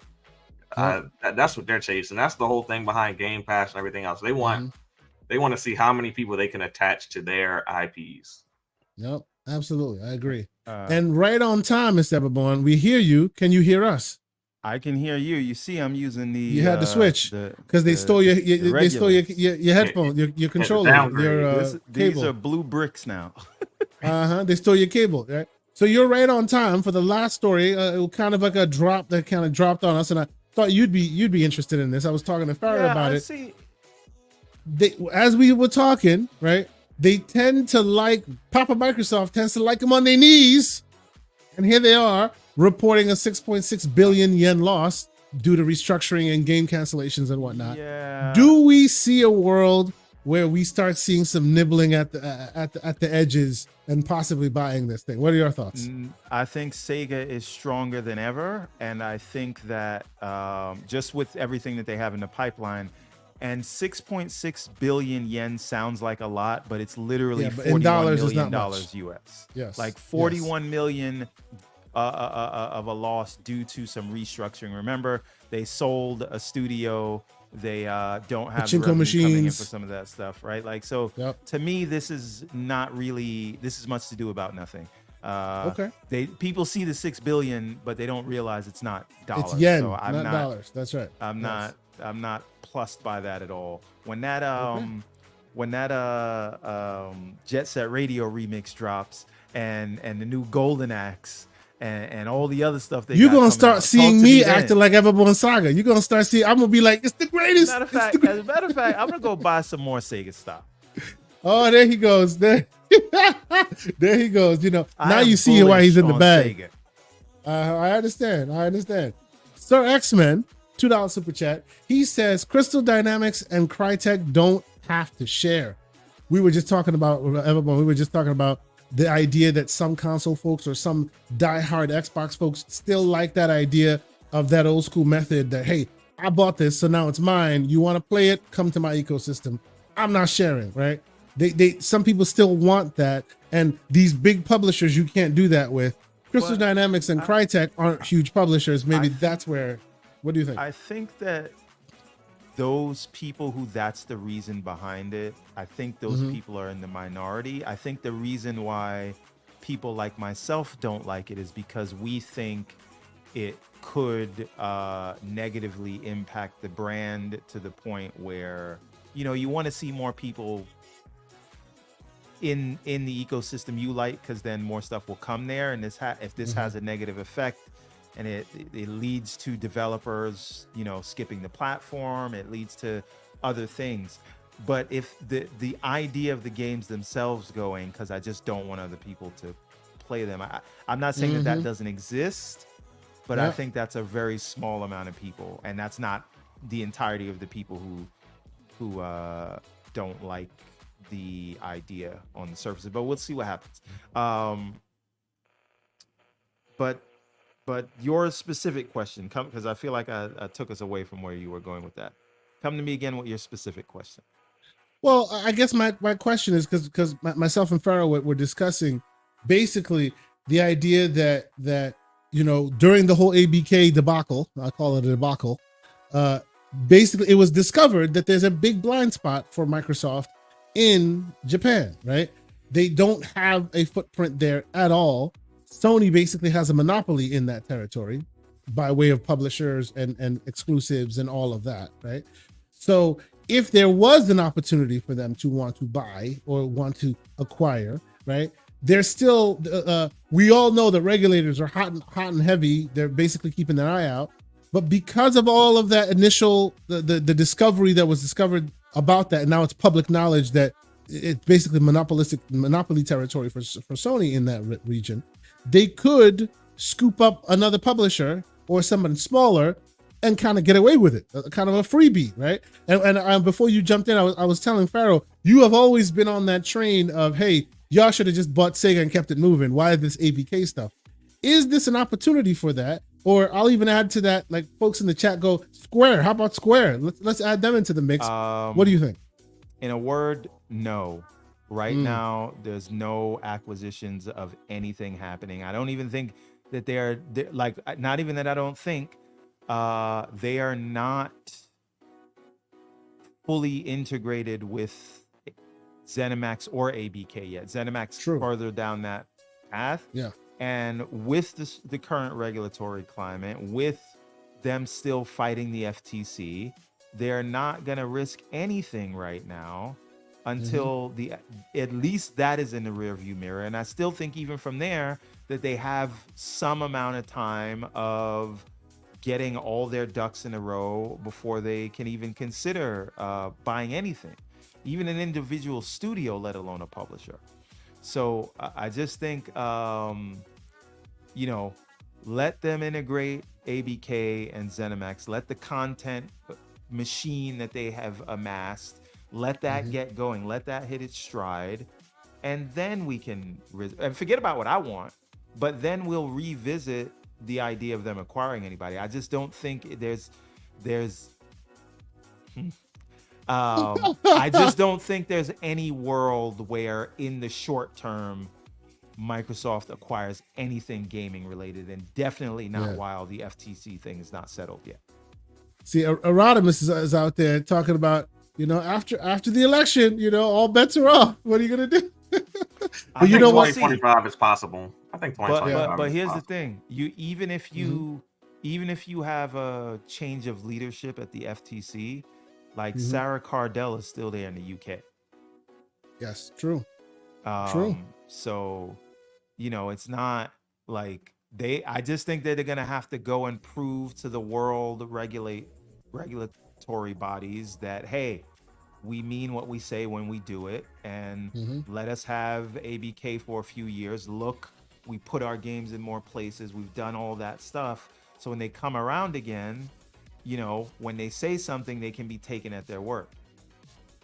So I just don't see it now, and it takes time to prove that to regulators. And I would not be surprised if the arguments become different when they they try to acquire something else. Now it's just not the time. On the world regulatory stage right now, just focus on keeping your word that you promised, and they've been doing a very good job of that. And then you know, focus on integration, and then we come back to that. I wish I saw it differently, but I don't see any gaming related acquisitions unless it's like background tech. So let's do some last couple of super chats and we'll get out of here. Sir X-Men, $2 super chat. He says, wait till Sarah Khan is gone and then buy other. Well, Sarah. I said Sarah. Huh? Lena Khan is gone. Thank you for the correction. And then buy other studios. Maybe small studios, maybe small things that are below a certain threshold, possibly. But I don't know about Crystal Dynamics would have a better home at Xbox than they do at Embracer Group. But that's just true. I agree. And of course, Spoonie Love, continuing his tradition of being really, really generous, he drops another super chat and he says, I'm in Japan, Everborn. I could send you a Saturn. Yes, please, and thanks. Thank you, Spoonie Love. Appreciate you. Thank you for watching us in Japan. That's amazing. That's awesome, man. That's great. So before we get out of here, I will once again say thank you to all the wonderful people in here. We got 417 people on all the various socials that are watching us together right now, enjoying the conversation that we had. Thank you so much, Pharaoh, for being here. I will give you a proper outro. Before I do, though, I will say, check out thegamingcircle.com. You can catch us live right now on thegamingcircle.com. Look at us. We are on the Gaming Circle. Look, now it's Ouroboros, a snake eating its own tail. Look at this. We're watching us. It's crazy. Anyway, but yes, you can come here. This is actually very cool, sir. It's a cool situation, right? So you can come anytime you want. You can literally come and watch the old episodes. You can come check out the new episode, which is right on the front page. The receipts tab. So all the old episodes are found there all the way back to the beginning. And if you happen to, you can hit the about page. You can read a little bit about us. Everborn, I'm still waiting on it. I'm waiting for a bit more for you on that one. He has to write a bit more on that about the about page. Or you can go to the blog and catch some of the interesting articles that have been written by myself and some of the members of the community. You're going to see a bit more from us. I think Risky from the Biscuit's going to be on here pretty soon. He wrote something super interesting that I want to put on here as well. So shout out to him. This is a call to action, ladies and gentlemen. If you choose to want to be the change you want to see in the community, you want to write something for us, just let me know, man. Hit me in them DMs. Let's talk about it. I would love to feature your stuff on the channel, on the show, and also on theoldgamingcircle.com. So the latest article written was by the great Boomstick about how you, if you're not playing Steel Wakes the Deep, you're missing out. Supposedly it's a really, really good article, a really good game, and it's a really good article about the game. So come check us out, and I hope more and more folks find more use for this website. If there's ideas you have, please bring it up, let us know. But Pharaoh, sir, I appreciate you being here. It was awesome having you here. Really interesting takes, well thought out takes. None of the slanderous stuff from the Everborn, you know what. Tell the fine people where they can keep up with your ongoings, all of your links to your YouTube channel and to Twitter. I will make sure I put those all in the show notes when this thing posts live. I'll do that after this show. But please, thank you so much for being here. Tell the folks where they can find you. All right. First, I want to say thank you guys for having me. I really appreciate that. It was a pleasure this morning. And you can find me Mondays at 9 p.m. on YouTube. Just type in Vitamin G Podcast. We will pop up. So yeah, we'll have a show this Monday, and I hope I see some of you guys in the chat come Monday. Like, subscribe, Absolutely. Share. Appreciate it. No, this is great, man. I appreciate you being here. When you reached out to me, I started like looking into the backlog of stuff. I'm like, they have like great content, man. A lot more people should be watching it. So, ladies and gentlemen, if you are not watching, if you are not part of the community of the Vitamin G, please wait till the show pops up. Actually, Pharaoh, I don't know if you're part of the chat right now. Let me see if I can if I can see you. I'm dropping in a the link chat. right now. Yeah. You can drop a link in there, and I will gladly make sure that more people go and check out your stuff. It is awesome to have you here. It's always great to find more interesting. I'm a big podcast consumer. I love like being part of that community, and I want more and more people to be a part of that. I want more and more people to partake and find new voices that speak to really interesting things. So thank you so much for being here, and thank you so much for lending your voice and your views to this channel as well. So thank you so much, Mr. Everborn Saga, sir. How about you? What is the latest on your docket? What are people going to see from you coming soon this week? I want to get that CEG article up on the site. Mm-hmm. And other than that, I'm just getting ready for Comic-Con.